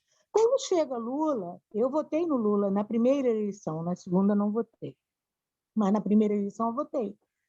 O primeiro governo Lula foi muito pior do que o governo Fernando Henrique. O cara de esquerda foi muito mais empreendedor no termo Paulo Guedes de economia do que o Fernando Henrique. E foi um susto muito grande. Aí a gente tinha o MST, nós tínhamos os sindicatos, todos representados lá junto ao governo Lula. Nunca os sindicatos foram tão ruins. Eu era comerciária, então nunca o comércio sofreu tanto na mão do empregador do que nos governos do PT. A representatividade que a gente tinha junto ao sindicato de reivindicar essas coisas, a gente perdeu. A gente passou a trabalhar sábado e domingo sem hora para acabar, shopping, seja o que for. Foi uma devastação. Então, isso aí... A tua linha de atuação passa a ser governo, ela se comporta como se comportava antes. Então, eu acho que a gente está vivendo um momento de judicialização do todo, de tudo. Eu tenho uma amiga minha que é juíza, que ela fala assim, esse processo é processo de cachorro. Aí eu falei assim, o que é processo de cachorro? Aí ela falou assim, processo de cachorro um cachorro briga com o outro, aí os dois donos vão para a justiça para saber qual é o cachorro que tem razão. Quer dizer, é uma coisa de louco, né? As pessoas discutem cachorro na justiça porque elas não... Então, esse lance dos comerciários que você estava falando, né? Quer dizer, uma coisa, um dos momentos mais polêmicos, né, do início do governo Lula, né, foi a reforma trabalhista, né? Então, o que era a reforma trabalhista, né? Era o lance de flexibilizar as leis do trabalho, né? Que era permitir, né, que era tornar mais maleável, né, desde o ponto de vista do empregador, né, imposição de termos de trabalho como esse que você está narrando, né? Então, trabalhar nos fins de semana, né? Então, né, e desde então, né, as leis do trabalho têm sido renovadas constantemente. Então, fazendo o quê, né? Flexibilizando direitos em geral, né? Então, permitindo que você, né, seja obrigado a trabalhar em determinados dias, né? Limitando o negócio do uso das folgas, limitando coisa de venda de folga, obtenção de hora extra, né? Tornando mais fácil demitir, né? Enfim, vocês estão cansados de reconhecer essa realidade. Um governo que você se sente representado por ele, quando ele está governo, você gostaria que ele fosse realmente fazer aquilo que você deseja. Então, o MST, por exemplo, em 15 anos do governo do PT, continua o MST, quer dizer, o povo continua sem terra, ou existe uma indústria que faz o MST trabalhar para essa indústria, porque também a gente tem que ter um pouco de malícia e entender que existe uma indústria de ONG, uma indústria que vive da pobreza, uma indústria que vive da servidão, uma indústria que sobrevive do desmatamento. Quer dizer, nós não podemos ser ingênuos e entender que existe só gente boa. Existem pessoas que vivem da desgraça alheia, são pessoas ruins. Não são todos? Claro que não, graças a Deus não são todos, mas existe uma indústria, e essa indústria também sobrevive às nossas custas, né? Por exemplo, o sindicato perdeu aquele um dia que o trabalhador era obrigado a dar a ele, porque ele não representou os trabalhadores. Se ele tivesse representado os trabalhadores, você daria um dia da sua contribuição, você como professor, se você se sente representado pelo seu sindicato, você dá sorrindo. E o comerciário, que é aquele pobrezinho que está trabalhando 18 horas por dia, porque não quer perder um emprego, e vê o sindicato não fazendo nada, ele diz assim, por que eu vou dar um dia do meu trabalho para esse cara não fazer nada? Então, eu vou ficar sem dar. Quer dizer, em contrapartida, você quer alguma coisa quando você dá algo a alguém e essa alguém não te representa. Então, nós estamos vivendo uma contramão das coisas. As pessoas não conversam, elas discutem, elas brigam, elas latem uma para as outras, e as coisas vão ficando piores, vão ficando piores, vão ficando piores, porque a gente judicializa tudo. Tudo vai para o judiciário, porque a gente perdeu a capacidade de se comunicar um com o outro. né? Ou é branco ou é preto, não existe mais cinza, não existe marrom, não existe rosa, não existe vermelho. E aí tem um lance que é o seguinte, né? O que é curioso é que nesse mundo, né, então, muito aguerrido, né, o que me chama mais a atenção é que nada se decide de fato, né? Quer dizer, quando a gente fala do período pré-moderno, né, a gente fala de um mundo aguerrido também, né? Quer dizer, de disputa, é isso, né? É tudo ter que ser decidido politicamente no tapa na rua, né? O lance é que quando a gente faz isso, né, a gente não está decidindo nada, porque tá tudo, né? Porque as instituições são meio invulneráveis, já está tudo meio organizado, meio decidido por causa desse sistema jurídico, político e tal. Então, assim, tem um lance que eu queria pegar aí, né, que é o seguinte, né, que o que acontece, não, nada, o que mudou, né, o que mudou é a desproporção entre a violência das pessoas comuns e a violência que o Estado desencadeia, né? Quer dizer, num sistema pré-moderno, né, você tem um monte de violência rolando o tempo inteiro, porque as pessoas porque tudo tem que ser decidido no tapa na rua. Na sociedade moderna, né, tem violência pra caralho também, só que quem é que realiza essa violência? Quem é que é autor dessa violência? Né? Incomensuravelmente, né, o autor é o Estado. Né? Quer dizer, quem é capaz de exercer violência? São os Estados, cara. Né? Então, a gente pode, sei lá, né, dar um tapa numa pessoa no supermercado, dar um tiro no outro no ônibus, né? Sei lá, no trânsito, né? Assalto e o cacete. Mas o que acontece? Né? Essa violência é uma violência difusa. Né? No final das contas, por trás de tudo isso, né, está o aparato estatal. Né? Então, é a polícia, é o exército. E isso aí é absolutamente incontestável. Né? Ninguém consegue, né, realizar algo, né, contra o Estado numa sociedade como a nossa. Né? O Estado é muito mais poderoso do que todo mundo. Né? Então, essa capacidade de exercer violência do Estado, né, que é superior a todas as demais forças na sociedade, isso é novidade na modernidade. Na pré-modernidade, o que não acontece é justamente isso. Não existe esse lugar. Todas as famílias têm que cair na porrada, todo mundo junto na rua. Não tem ninguém que esteja de fora dessa briga por poder. Né? Na peça do Shakespeare, né? Larissa está de dedo levantado, não? Estava só ajeitando o óculos. Na peça do Shakespeare, né, tem uma coisa curiosa, importante, que é o seguinte. Né? Então, as famílias. Então, eu estava dizendo por que aquelas famílias brigam. Né? Aquelas famílias brigam porque numa sociedade como aquela, você tem que brigar para estabelecer seus interesses nessa sociedade. Então, elas brigam mesmo, elas são inimigas. Né? Mas na peça do Shakespeare tem um personagem, né, que é um príncipe. Né? Na verdade, eu acho que é um duque, né, que é o duque de Verona, ou o príncipe de Verona.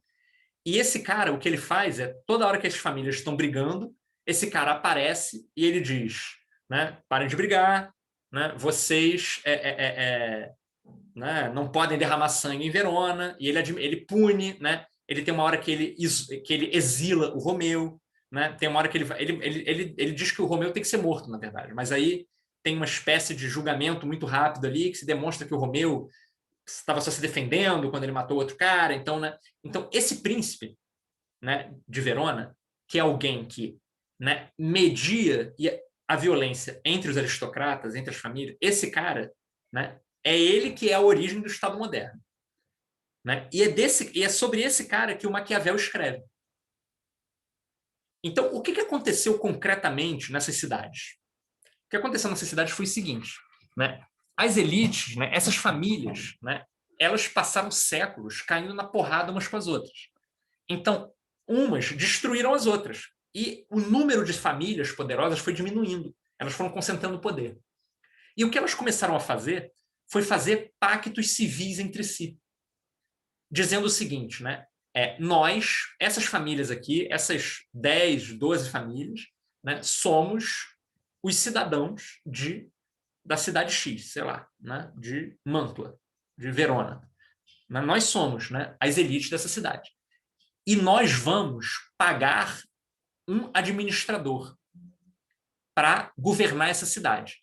Nós vamos, de comum acordo, contratar esse administrador e colocar ele para administrar a cidade. Aonde que a gente vai buscar esse administrador? Bom, a gente não pode buscar ele na própria cidade, porque se a gente buscar ele na cidade, ele com certeza vai ser amigo de alguém aqui dentro.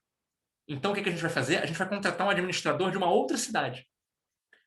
e vai pagar esse cara por 1 ano para ele administrar a cidade. Então, ele vai criar novas leis, ele é que vai decidir como que o dinheiro vai ser gasto, e ele vai vir com o seu próprio exército, a gente vai abrir os portões para ele vai entrar aqui com o seu próprio exército, e se a gente brigar entre si ou brigar com ele, a gente dá a ele o direito de atacar a gente. Aí os caras redigiam um documento, que era um acordo, e faziam um contrato para contratar esse administrador estrangeiro. E esse administrador estrangeiro se chamava signore, né? Um senhor.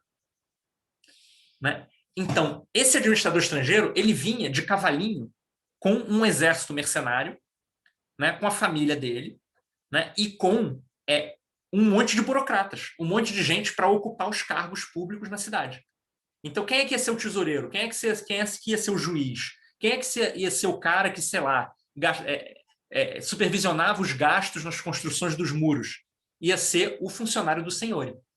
Então, esses senhores, né, que mais tarde se tornam os príncipes, né, eles é que são, né, eles é que vão começar a colocar, eles é que vão, né, representar uma espécie de força política que está acima das elites, mas que as elites, né, se submetem a ela de comum acordo. Então, isso aí o Hobbes, isso tem a ver com o Hobbes, e isso tem a ver com o Maquiavel. Na verdade, né, isso aqui é o contexto histórico, né, do Maquiavel. Né? Da onde vem aquele príncipe? Aquele príncipe é originalmente um senhor, um cara desse, que resolve que não vai devolver o poder para os aristocratas. Né? Então é isso que acontece. Então, como que ele faz, né, para não devolver o poder para os aristocratas? Aí o Maquiavel vai discutir lá como é que você se conserva no poder, como é que você, né, causa medo, né? Você usa o medo e o amor, né, para se conservar no poder. Então, o príncipe, né, é um senhor desse que se perpetua no poder. Né? Então, assim, é aí que está a origem do Estado moderno. É nesse lugar. Né? Nesse lugar de uma elite que, de comum acordo, estabelece uma força acima dela. Né? Gente, tá fazendo sentido o que eu estou falando? Porque, assim, a gente está fazendo uns pulos históricos, assim, então não sei se vocês estão, tipo, perdidos. Tipo, né? Tá. Porque se alguém tiver, é só dizer, cara, estou meio perdido, explica melhor, sei lá, qualquer coisa. Né? Fale mais sobre, né? Isso é uma excelente maneira. Quando a gente está muito confuso, né? A gente às vezes não sabe nem o que perguntar, né? Então, um bom caminho é fale mais sobre. Fale mais sobre tal palavra que você usou ainda agora, ou sei lá, sobre tal assunto, sobre, né? Enfim. Mas assim, é isso. Então, né, fiquem à vontade, né, para perguntar a qualquer momento. Então, assim, o que acontece é que esses senhores, né, então, o que eles faziam era fazer uma espécie de mediação da relação entre as elites proprietárias. Faz sentido isso que eu acabei de dizer? Eles mediavam essa relação. Beleza. Mas e as pessoas comuns? O que é curioso é que as pessoas comuns não foram chamadas a assinar esse contrato. Elas não participam do pacto político. Quem participa do pacto político, né? Porque o pacto político é uma espécie de tratado de paz. As elites dizem umas para as outras assim: a gente vai parar de brigar na rua. A gente vai parar de brigar na rua. A gente concorda que quem vai mandar, quem vai administrar a cidade, é esse cara aqui que a gente contratou. Então, se esse cara aqui que a gente contratou é que vai administrar a cidade, a gente não vai mais brigar na rua. A gente está em paz. Muito bem. E as pessoas comuns? Elas são chamadas a participar desse pacto? Não. E, na verdade, o que acontece? As pessoas comuns se dão mal. Por quê? Porque as pessoas comuns tinham que... Quando existia a política de facções, em que todo mundo brigava com todo mundo, as pessoas comuns tinham que participar da luta. Só que a luta é terceirizada, gente. A luta é terceirizada. A luta política é colocada na mão do senhor, do signore, né? Desse futuro príncipe. Então, as pessoas ficam de fora da política. Porque elas não são mais necessárias para resolver o conflito entre as elites. Porque o conflito entre as elites acaba, porque elas assinam um tratado de paz. Esse tratado de paz é o pacto político moderno. É um tratado de paz entre as elites, que não inclui as pessoas comuns. Ao contrário, exclui as pessoas comuns, coloca as pessoas comuns para fora. Então, enquanto as elites concordam que elas não vão brigar entre si, ninguém pergunta para as pessoas comuns. Isso significa que as pessoas comuns estão fora do pacto, que não há acordo com elas e que, portanto, elas não são civis, no sentido rigoroso do termo. Não há lei que rege, nenhuma lei rege a relação entre as elites e as pessoas comuns. Existe uma lei que rege a relação entre as elites, porque as elites assinam o pacto e dizem, galera, nós concordamos que nós não vamos brigar e que quem vai nos governar é o senhor. Aí o senhor vem e governa elas. O senhor, inclusive, tem licença dela para criar leis.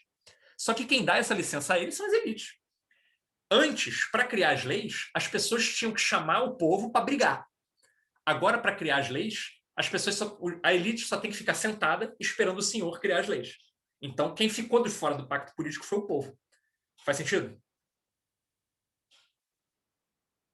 Está confuso para alguém? Essa ideia de um pacto político que só envolve as elites, né?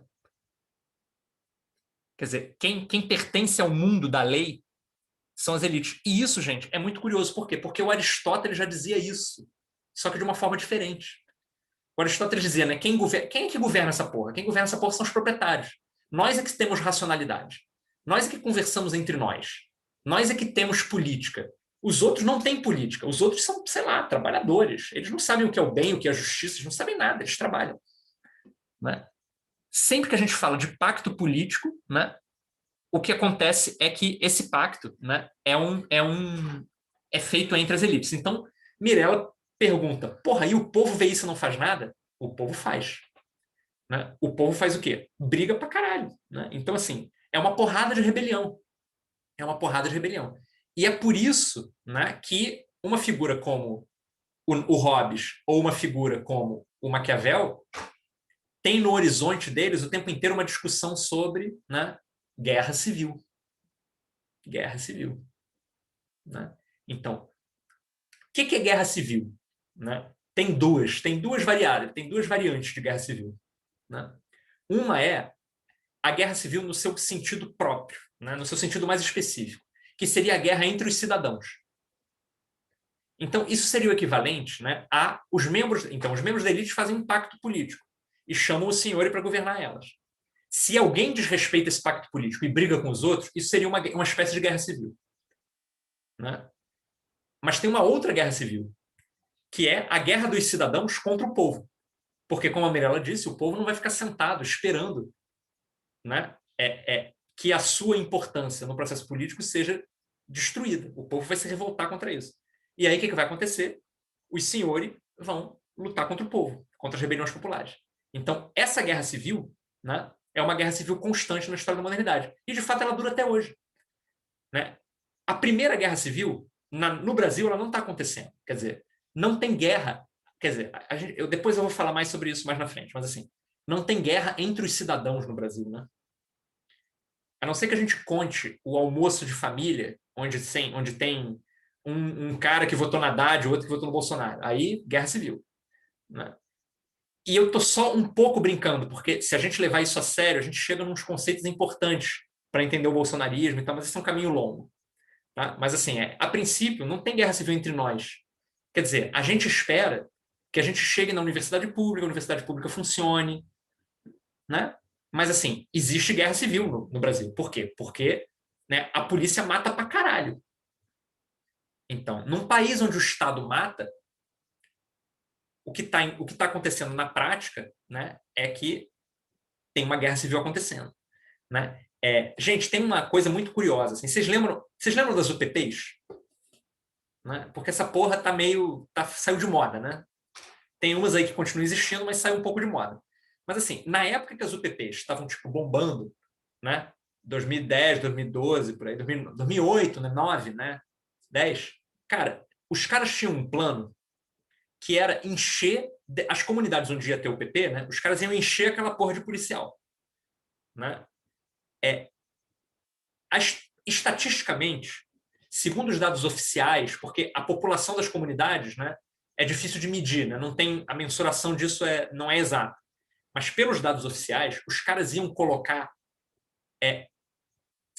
um policial para cada 50 pessoas nessas comunidades.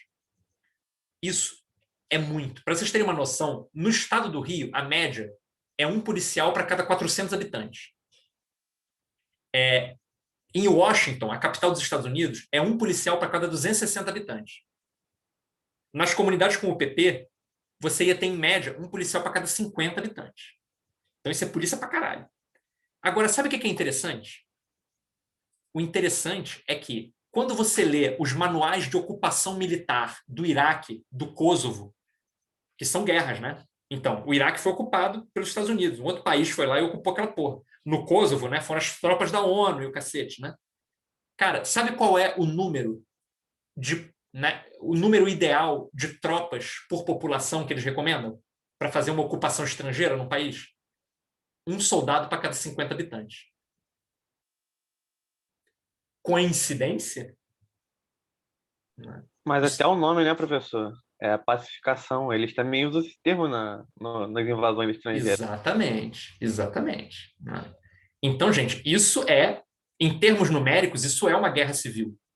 Isso é uma ocupação militar, cara. Então, essa segunda guerra civil, que é a guerra dos cidadãos contra os despossuídos, contra as pessoas comuns, essa guerra continua. Né? Essa guerra nunca acabou. Mas a guerra entre os cidadãos parou, mais ou menos. Né? Mais ou menos.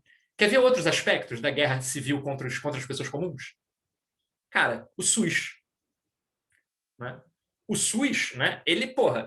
O SUS é foda. O SUS é um dos melhores sistemas de saúde pública do mundo. Agora, o SUS está muito aquém das necessidades, né?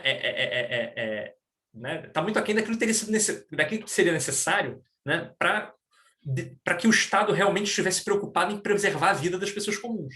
O Estado não está preocupado com isso. Né? Então, assim, todo mundo conhece a história de alguém que precisava de uma cirurgia no SUS e não conseguiu fazer e morreu. Né? De alguém que ficou esperando atendimento numa cadeira de praia na porta do hospital, no corredor, e morreu. De alguém que foi operado pelo SUS e deixaram uma tesoura dentro da pessoa, a pessoa morreu.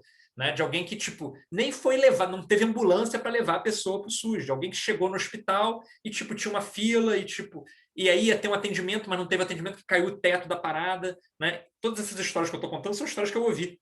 Né? Então, assim, se eu ouvi, né, todo mundo ouviu. Então, assim, o SUS é também um sistema de saúde que permite que as pessoas morram. Tem um cálculo ali. Uma parte das pessoas vai procurar o SUS e vai morrer. Isso é outra faceta da guerra civil. Mas é a guerra civil contra as pessoas comuns. Né? A guerra civil contra as pessoas comuns. Por quê? Porque os cidadãos, propriamente ditos, os cidadãos...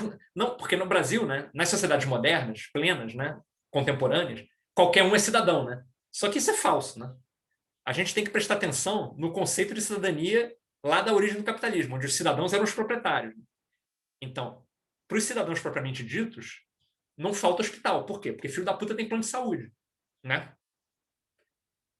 Só que aí vem o coronga. Né? E aí, gente, isso é muito bizarro. Assim, né? Eu não sei se vocês têm estômago ou tempo para assistir Globo News. Né? Mas sabe o que é o barato?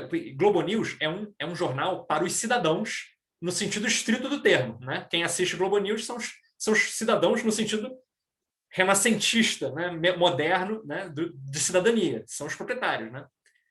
Essa galera, né? A Globo News fala assim: então, vai ter uma nova onda, galera. Se tiver uma nova onda, os hospitais públicos não vão aguentar. Aí vem o complemento. Só que os hospitais privados também não. Então, o grande lance do coronga, né, é que, de alguma forma, essa guerra civil contra as pessoas comuns transborda. Né? Transborda para cima dos proprietários. E aí tem umas coisas curiosas e interessantes aí, gente. Né? Porque, assim, eu não sei se vocês conhecem. Aí agora eu estou saindo um pouco do assunto, mas é maneiro porque tem a ver, não tem a ver diretamente, mas tem a ver um pouco. Eu não sei se vocês conhecem uma fala do Bolsonaro, nos anos 90, dizendo que tem que matar 30 mil. Vocês conhecem essa fala? É uma entrevista que ele dá num programa da Bandeirantes, em 97. Né? É um programa desses, né? Eu não me lembro o nome, mas é um programa famoso, badalado de entrevista na Bandeirantes. O Bolsonaro diz: tem que matar 30 mil. Né? Ele diz assim: o entrevistador pergunta, mas, deputado, o que você acha que o Brasil tem jeito? Aí o Bolsonaro: olha, eu vou te falar, infelizmente, isso aqui não tem jeito não, isso aqui só se tiver uma guerra civil aqui dentro. Tem que ter uma guerra civil aqui e tem que matar uns 30 mil. Tem que começar matando com o Fernando Henrique, que era o presidente. Né? Não pode exilar, não. Tem que matar 30 mil, inclusive tem que começar com o Fernando Henrique. Né? Cara, do que o Bolsonaro está falando? Ele não está falando de guerra civil no sentido de guerra contra as pessoas comuns. Ele está falando do Fernando Henrique, cara. A guerra contra as pessoas comuns sempre aconteceu. Vocês concordam comigo? Precisa vir o Bolsonaro para fazer isso? Assim, se você pegar as estatísticas de letalidade policial, nos últimos 20 anos, elas aumentaram, mesmo durante o lulopetismo. Então, o lulopetismo, porra, não é a mesma coisa que bolsonarismo, não é a mesma coisa que Fernando Henrique, não é diferente. Mas mesmo assim, só aumentaram, cara, aumentaram pra caralho. Né? Então, a letalidade policial, a guerra civil contra as pessoas comuns, ela continua. Então, quando o Bolsonaro fala de matar 30 mil, ele não está falando de guerra contra as pessoas comuns. Ele está falando guerra contra quem? Contra a parte dos cidadãos. Ele está falando do Fernando Henrique. Ele está falando de professor universitário de esquerda. Ele está falando, né, de gente, gestor de cultura. Ele está falando de artista que recebe financiamento público. Né? Então, isso que eu acho que é a novidade do bolsonarismo. É que tem guerra civil contra os cidadãos. Né? Mas, enfim, fecha esse parênteses. Fiquem com essa ideia aí, fecha esse parênteses. Vamos voltar ao nosso assunto aqui. Né? O que é importante é entender por que isso, né? Porque a gestão da pandemia do Bolsonaro, né, que é completamente caótica, né, não tem vacina, e se tiver vacina, foda-se, não sei o quê. O que acontece é que ela deixa o pessoal que assiste o Globo News preocupado. Isso é muito curioso. Porque, assim, as pessoas vão morrer no SUS. Meu irmão, as pessoas já estão morrendo no SUS. Tem epidemia de dengue, as pessoas morrem no SUS. Sacou? E assim, porra, os trabalhadores não estão usando máscara. Cara, os trabalhadores estão se fudendo há séculos, assim. As pessoas vão trabalhar nas minas, cara. As pessoas vão trabalhar vão ficar penduradas no andaime. As pessoas vão trabalhar andando no parapeito. As pessoas vão trabalhar, sabe, em máquina que deixa com lesão. E tipo, porra, os trabalhadores estão sempre expostos a serem degradados pelo trabalho. Não é máscara e coronga que dá novidade. Isso aí sempre aconteceu. Né? Você sempre foi a trabalhar. As pessoas estão sempre se expondo, né, a coisas insalubres para ganhar vida de qualquer jeito. Isso sempre aconteceu. Então, esse lado sempre existiu. Esse lado da mortandade sempre existiu. A novidade é o G1. É o G1 dizendo o SUS, vai morrer gente no SUS, mas vai morrer gente também nos hospitais privados. Então, é a guerra civil contra os cidadãos. Então, o Bolsonaro está trazendo uma novidade, né, sempre horrorosa, porque tudo que acontece de novo nesse mundo tende a ser ruim, porque a gente está num momento muito ruim da história da humanidade, mas enfim, né? Essa é a novidade. Mas enfim, abrir uma porrada de parênteses. Tá fazendo algum sentido? Vocês estão perdidos, gente? Perdidos. Tá fazendo sentido?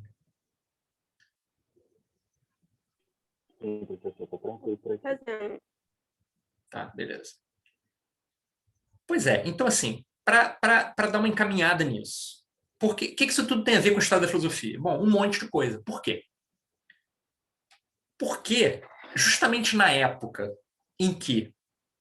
Veja, vocês têm uma professora que está dando para vocês uma disciplina que é Teoria Social, Política e Modernidade. E a preocupação dela é falar das origens do pensamento moderno. Aí ela começa o curso dela com o quê? Com o Príncipe. O Príncipe é o quê? Não foi isso? Ela começou com o Príncipe, né, do Maquiavel. O que é o Príncipe? O Príncipe é uma obra de filosofia política. Quem é que está preocupado em escrever filosofia política? São as elites italianas que estão fazendo pacto político e que elas precisam esclarecer para elas mesmas como é que aquilo ali vai ser governado, não na base da porrada, porque na base da porrada era fácil, era só chamar o povo, negociar com ele e cair na porrada na rua. Agora vai ter que ter um pacto. Então, é porque existe um pacto que tem que ter filosofia. É porque existe um pacto entre as elites que é preciso discutir filosofia, cara. É por isso que a filosofia começa nesse momento. Porque tem um acordo. A filosofia é uma linguagem, né, universal. Né? A filosofia se pretende ser uma linguagem que é válida para todos. Né? Então, o que o Príncipe ensina é o que é o governo, como é que se governa. Ele não fala como é que o Bolsonaro deve governar, como é que o Haddad deve governar, como é que o Ciro deve governar, como é que o Lula deve governar, né? Como é que o prefeito tal. Não, como é que é o governo, é uma questão genérica. Que nem o Aristóteles, né? A felicidade. Né? Quando vocês pegam o Hobbes, né? O Hobbes vai ter, né, o Estado, né? A justiça, né? O direito. Essas questões genéricas, por que elas são genéricas? Porque elas têm que dizer respeito à elite inteira. Todo mundo tem que concordar. O que está na base do pacto político é a concordância. Né? Pacto é isso, é todo mundo conversando e estabelecendo critérios comuns.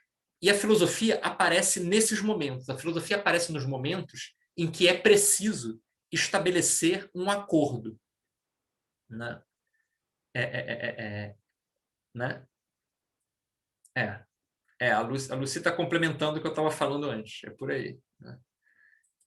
Enfim, mas é isso, né? Então, o pacto, né? A filosofia está junto com o pacto, porque a filosofia é esse discurso genérico. E o pacto é uma concórdia. As pessoas têm que concordar em termos de alguma coisa. Então, eles têm que conversar sobre o que é o príncipe. Né? Alguém abriu o microfone? Quer falar? Gente, fez sentido essa relação entre filosofia e pacto? Mais ou menos? Guilherme, fez sentido?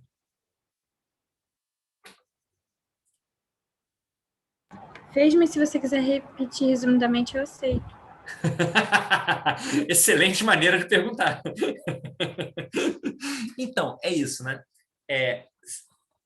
Porque assim, né? Alguém poderia, né? A gente tem que se dar conta, né? A gente tem que refletir, né? A gente tem que refletir, né? Que o seguinte toda hora que a gente fala de filosofia, a gente está falando, não é a opinião de alguém, né? Quer dizer, por um lado, filosofia é sempre a opinião de alguém. É sempre alguém que está escrevendo. Então, quem escreveu O Príncipe foi Maquiavel, não fui eu, não foi o Castelo, não foi a Carlinha. Então, é o Maquiavel falando. Só que, ao mesmo tempo, o Maquiavel, né, sempre que alguém escreve filosofia, né, escreve com uma cara de ciência. Assim, é como se aquilo fosse um conhecimento meio geral. Né? É isso, né? O Príncipe é uma discussão assim, como governar, né? Não é assim, pô, não é conversa de bar, né? Não é assim, pô, compadre, sabe o que eu acho? Cara, sabe o que eu acho que você tinha que fazer? Você tinha que ir lá, né, assustar metade e fazer favores para outra metade, né? Não, é um papo, né, que tem essa cara, né, de discurso, como se diz, né, discurso universal, um discurso genérico, um discurso que vale para todos. Né? Uma discussão típica sobre filosofia política, ela se pergunta isso, né? O que é o bem da cidade? O que é bom para a cidade? O que é bom para o governo? Né? Ideias como essa são ideias, né, que exigem que as pessoas discutam-nas e decidam e aprovem ou rejeitem aquilo. Né? Então, esse tipo de ideia é exatamente o tipo de ideia que você precisa para forjar um pacto político. Para que todo mundo possa sentar junto e concordar em torno de alguma coisa. Né? E quem são essas pessoas? É a elite governante. Você tem que ter um discurso, né, universal, um discurso genérico, um discurso que é válido para todos, justamente para convidar as pessoas para conversarem e concordarem em torno de alguma coisa. E essa concórdia é o pacto político em torno do príncipe. Né? É o pacto político das elites. A gente não vai mais sair na porrada na rua, a gente vai concordar em torno de ideias. Que ideias são essas? São as ideias da filosofia. A filosofia são sugestões. Vamos concordar em torno disso? Vamos concordar em torno disso? Vamos concordar em torno disso? Então tem uma relação muito íntima entre filosofia e política. Porque a filosofia almeja esse pacto, um pacto no mundo das ideias. Né? Esse pacto no mundo das ideias corresponde a um pacto civil. Né? Melhorou? Então, assim, quer ver uma coisa interessante? No Brasil, tradicionalmente, sabe qual é a ideia política mais importante? Até 2018, sabe qual era a ideia política mais importante? Era a ideia de desenvolvimento. Então, todo mundo, desde o... Bom, né? Vamos lá, né? desde a era Vargas até agora, né? Então, nos últimos 100 anos, a ideia política mais importante foi a ideia de desenvolvimento. Né? Então, todo mundo discutia o que era desenvolvimento. Então, você tinha várias concepções de desenvolvimento diferentes, mas a discussão é sempre em torno do problema do desenvolvimento. Né? Então, você vai ter, né, uma concepção mais de direita, neoliberal do desenvolvimento, e aí a modernização do Estado, o Fernando Henrique. Modernização do Estado, financiarização, né, dolarizar a economia, tornar a economia compatível com os mercados internacionais. Isso aí é desenvolver o Brasil. Você vai ter uma pegada mais, como se diz, desenvolvimentista, que é desenvolvimento é o Estado investir na sociedade, obras públicas, né? Bolsa Família, né? Que é uma concepção mais estatística. Mas o problema é sempre o desenvolvimento. Né? Então, é isso. Né? As ideias políticas elas servem para criar um pacto civil, para criar um pacto entre cidadãos, para os cidadãos concordarem em torno de algo e então agirem. E a filosofia tem esse caráter, né? Nos períodos anteriores. Né? Hoje em dia a filosofia não serve para nada, serve para a gente ficar estudando aqui. Né? Mas assim, ninguém pergunta, né? Não tem... Aí é que tá. Sabe o que é curioso? Isso é muito doido, gente. A gente está vivendo um momento que assim, é muito doido. Porque, primeiro, o que acontece com o bolsonarismo? O Bolsonaro diz assim, não, eu não quero desenvolver nada, eu quero destruir. Eu vim aqui para destruir. Ele disse isso com todas as letras. Eu não vim aqui para construir, para desenvolver, eu vim para destruir. Então, esse é mais um sentido segundo o qual o Bolsonaro é uma novidade no Brasil. Assim. É uma novidade. Pode ser uma novidade horrível, mas é novo. Ele veio para destruir. E sabe o que também é curioso? O Bolsonaro é o primeiro governo na história, na história republicana desse país, ele é o primeiro governo que tem um filósofo auxiliar, cara, que é o Olavo de Carvalho. Nenhum governo teve. Os filósofos nesse país estão doidos, os filósofos de esquerda estão doidos para ser amigo do governo. Assim. Estão doidos. Lá em São Paulo tem um círculo de filósofos petistas que ficam tipo, discutindo numa pizzaria. Né? Eles ficam lá, dizendo lá, ficam mandando recado pro Haddad, ficam mandando recado pro Lula, ficam mandando... Então, porra, é um monte de filósofo que está doido para ser auxiliar de governo, não consegue. A direita que arrumou um filósofo, gente. Isso é muito doido. Então, o Brasil está num momento assim espetacular, realmente, de muitas novidades. Né? O que foi? Eu falei assim, filósofo, né? Pois é, mas aí que tá, né? Quais são nossos critérios, né? Quais são nossos critérios? Isso é importante, né? Eu não sou um admirador do Olavo de Carvalho, não, né? Mas, assim, o Olavo de Carvalho não é tão alucinado quanto ele parece, gente. O Olavo de Carvalho tem uma reflexão. Ele chegou num ponto que ele é completamente paranoico, né? Completamente. Então, assim, essa parada, o gaysismo, né? Tipo, cara, o gaysismo, né? O gaysismo segundo o Olavo de Carvalho, o gaysismo é uma força política numa guerra civil estabelecida no Brasil, né? Assim, porra, antes fosse, né? Antes tivesse um movimento gay violento e revolucionário, né? Para fazer valer, né? Porra, né? O feminismo aguerrido. Antes houvesse um exército de mulheres que, tipo, né? Porra, não tem nada disso. Isso é alopração. Ele é paranoico, né? Beleza. Mas ele sabe, né? Que ele sabe o que é progressismo, ele sabe o que é ideologia do desenvolvimento, ele sabe que isso chegou ao fim, né? Então ele está falando essas coisas assim. E quando o Bolsonaro repete essas paradas, ele não está falando coisas completamente alopradas, ele está falando coisas que têm minimamente uma espécie de sentido. Então, obviamente, né, o Olavo de Carvalho não é doutor em filosofia pela USP, né? Mas ele não é um aloprado completo, né? Então é isso, gente. Né? Ele é um paranoico, né? E eu não sou bolsonarista, eu não concordo com ele, a minha perspectiva é outra, mas, né? Ele é um inimigo minimamente, né, mais organizado do que ele parece, né? Mas é isso, né? Então, as ideias, tudo isso porque eu abri esse parênteses por causa da coisa das ideias políticas, né? Então, existe um consenso em torno da ideia de progresso, né? Quem vai quebrar esse consenso é o Bolsonaro e o Olavo de Carvalho, né? Professor, professor de filosofia necessariamente é um filósofo ou um filósofo necessariamente é um professor? Pois é, Luci, quer ver? Vou te contar uma anedota. Então, assim, só para vocês saberem, eu me considero, né, até né? Até segunda ordem, né? Eu sou um cara de esquerda, né? Tá meio óbvio, eu acho, pelas coisas que eu tenho falado. Assim. Mas, assim, quer ver uma coisa curiosa? Sabe a Marilena Chaui? A Marilena Chaui é uma filósofa da USP, né? Que né? Ela nunca foi. Eu acho que ela agora é do PT, né? Mas ela, na época da fundação do PT, ela foi uma das pessoas que se dispôs a pensar a fundação do PT. Então, ela é uma pessoa, né, que se julga de esquerda, assim, que ela é muito importante entre os paulistas como um ícone assim, né, do que é o pensamento filosófico de esquerda. O ensino de filosofia no segundo grau é muito influenciado pela obra da Marilena Chaui. Assim. Então, vocês, se estudaram filosofia no segundo grau, vocês ou estudaram num livro da Marilena ou estudaram num livro de algum aluno da Marilena, né? Porque ela meio inventou essa história, né, de ensinar a filosofia que vai formar cidadãos, essa pessoa. Muito bem, a Marilena Chaui, isso foi em 2018, em algum momento, 18 ou 19. A Marilena Chaui foi 19. Ela foi dar uma palestra sobre bolsonarismo na Fundação Perseu Abramo. O que é a Fundação Perseu Abramo? É uma espécie de organização de intelectuais petistas, vamos dizer assim, tá?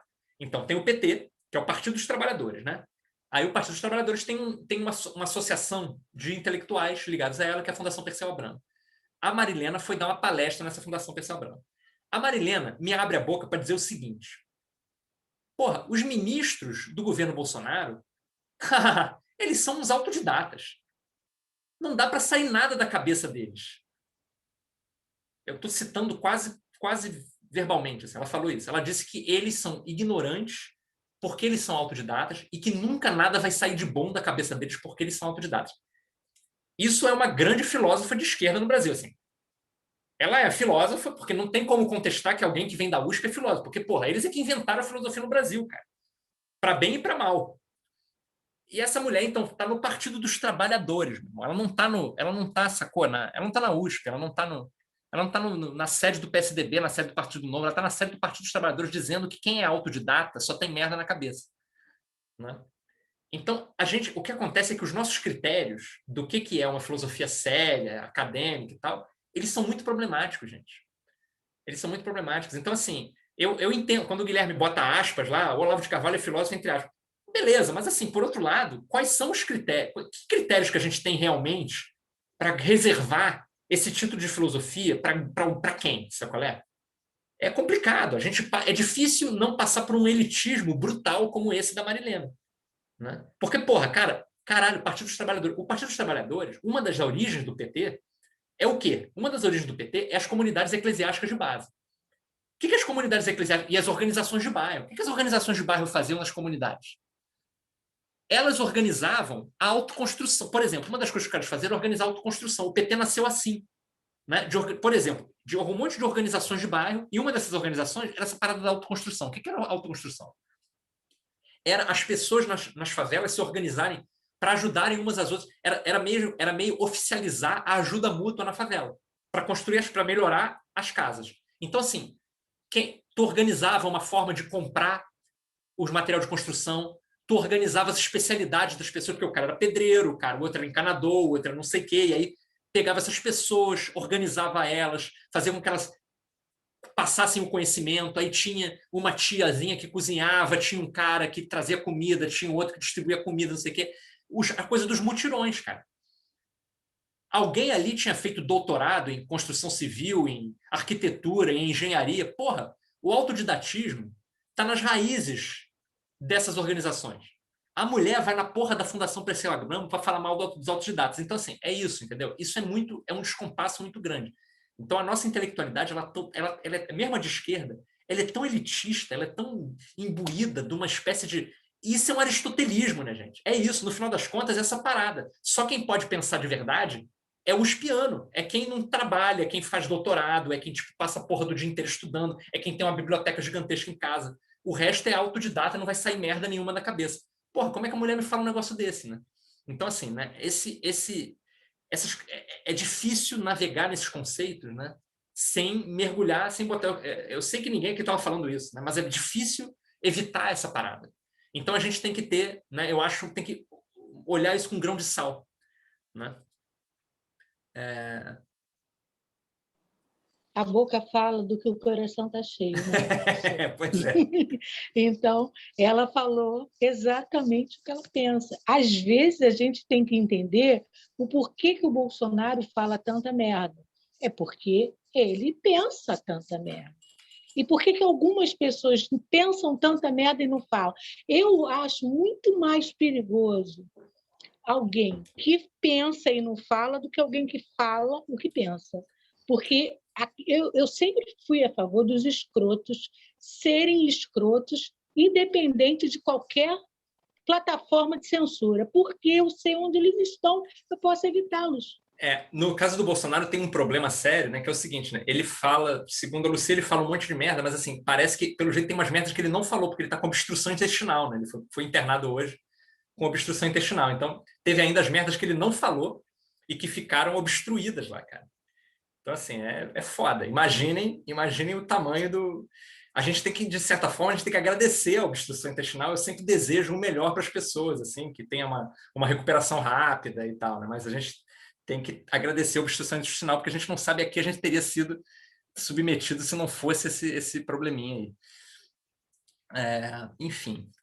Então, galera, a ideia fundamental de hoje era essa relação entre pacto político e filosofia. Se isso ficou mais ou menos claro, eu posso dormir contente. Ficou mais ou menos claro, gente? Beleza. Professor, sua aula é espetacular. Porra, sinceramente. Assim eu fico. Não, com toda sinceridade. Eu espero o dia da sua aula, não querendo depreciar nenhum dos outros professores, mas a sua aula é realmente a cereja do bolo, pelo menos para mim. Muito obrigado. Eu fico todo bobo. Eu fico como? Todo derretido aqui, todo cheio.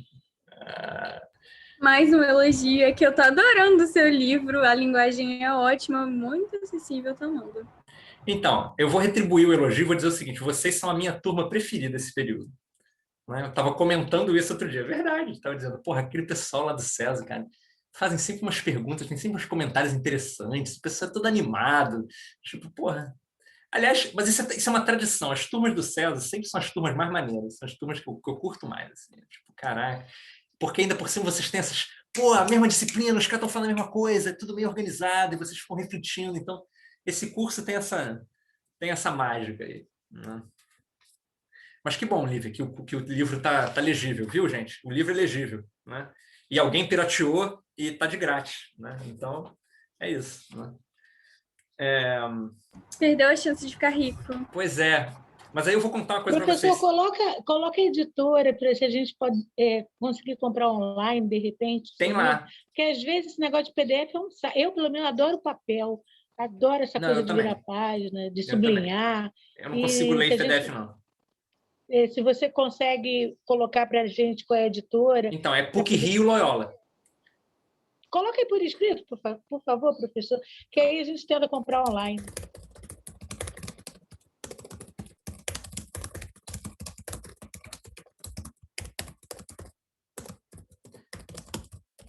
Mas, enfim, sabe qual é o problema? Tanto a PUC-Rio quanto a Loyola tem uma distribuição muito ruim. Então, só dá para comprar tipo no Submarino, na Livraria da Travessa, na Amazon. Não dá para comprar no próprio site deles. Mas tem um lance assim, gente. Mas tem na Travessa, tipo, pessoalmente, assim? Eu passo por duas. Eu não sei se tem... Pois é, a distribuição deles é péssima. Assim, então, eu não sei se tem... Em alguma livraria deve ter, né? Mas eu não sei em qual. Né? Física. Né? Eu nunca achei. Quando eu entro na livraria, eu às vezes dou uma olhada. Né? Será que tem meu livro aqui e tal? Né? O outro livro, né? Porque eu fiz parte de um grupo de estudos e a gente publicou um livro sobre a ocupação da Vila Cruzeiro e do Alemão, né? Em 2013. O livro era Até o Último Homem.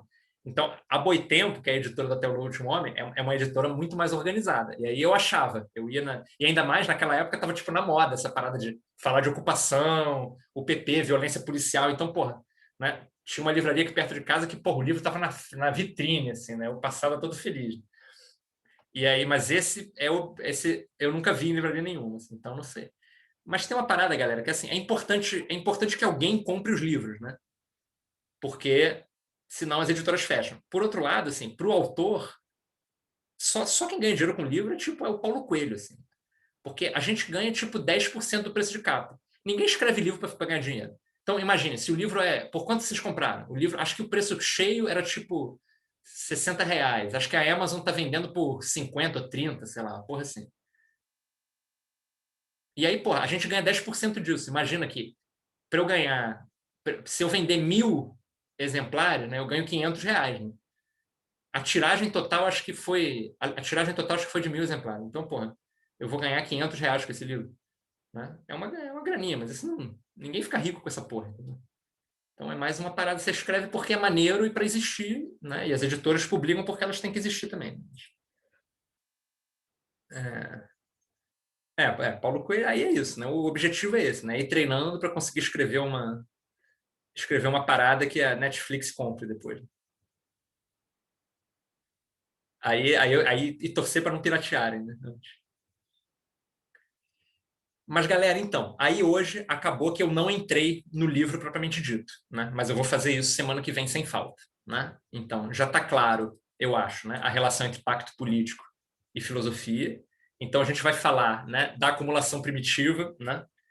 Que é a origem do capitalismo na Inglaterra, né? Contem lá para o Castelo que eu tô falando disso, que ele vai ficar feliz, né? E aí, né? E aí, enquanto a gente está falando isso, eu vou frisar esse pacto político, né? As elites concordando com o que está acontecendo e o povo sendo deixado de fora. E aí a gente vai ver como que a filosofia diz respeito a essas elites e como que o povo fica de fora. Porque na filosofia moderna você vai ter um monte de momentos em que os caras vão explicitamente, né, condenar o populacho, né, condenar as pessoas comuns, o populacho e a canalha, né, é a expressão que esses caras usavam para falar do povo. Né? Então a gente vai conversar sobre isso melhor. Mas é isso, a princípio, né, por hoje, eu ficaria por aqui. Beleza? Boa noite, obrigada, professor. Valeu, Muito Luci. boa aula. Valeu. Boa noite, professor. Valeu, gente. Boa noite, professor. Obrigada pela aula. Valeu. Ótima aula, Abraços. professor. Obrigada. Valeu. Boa noite. Boa noite a todos. Valeu, professor.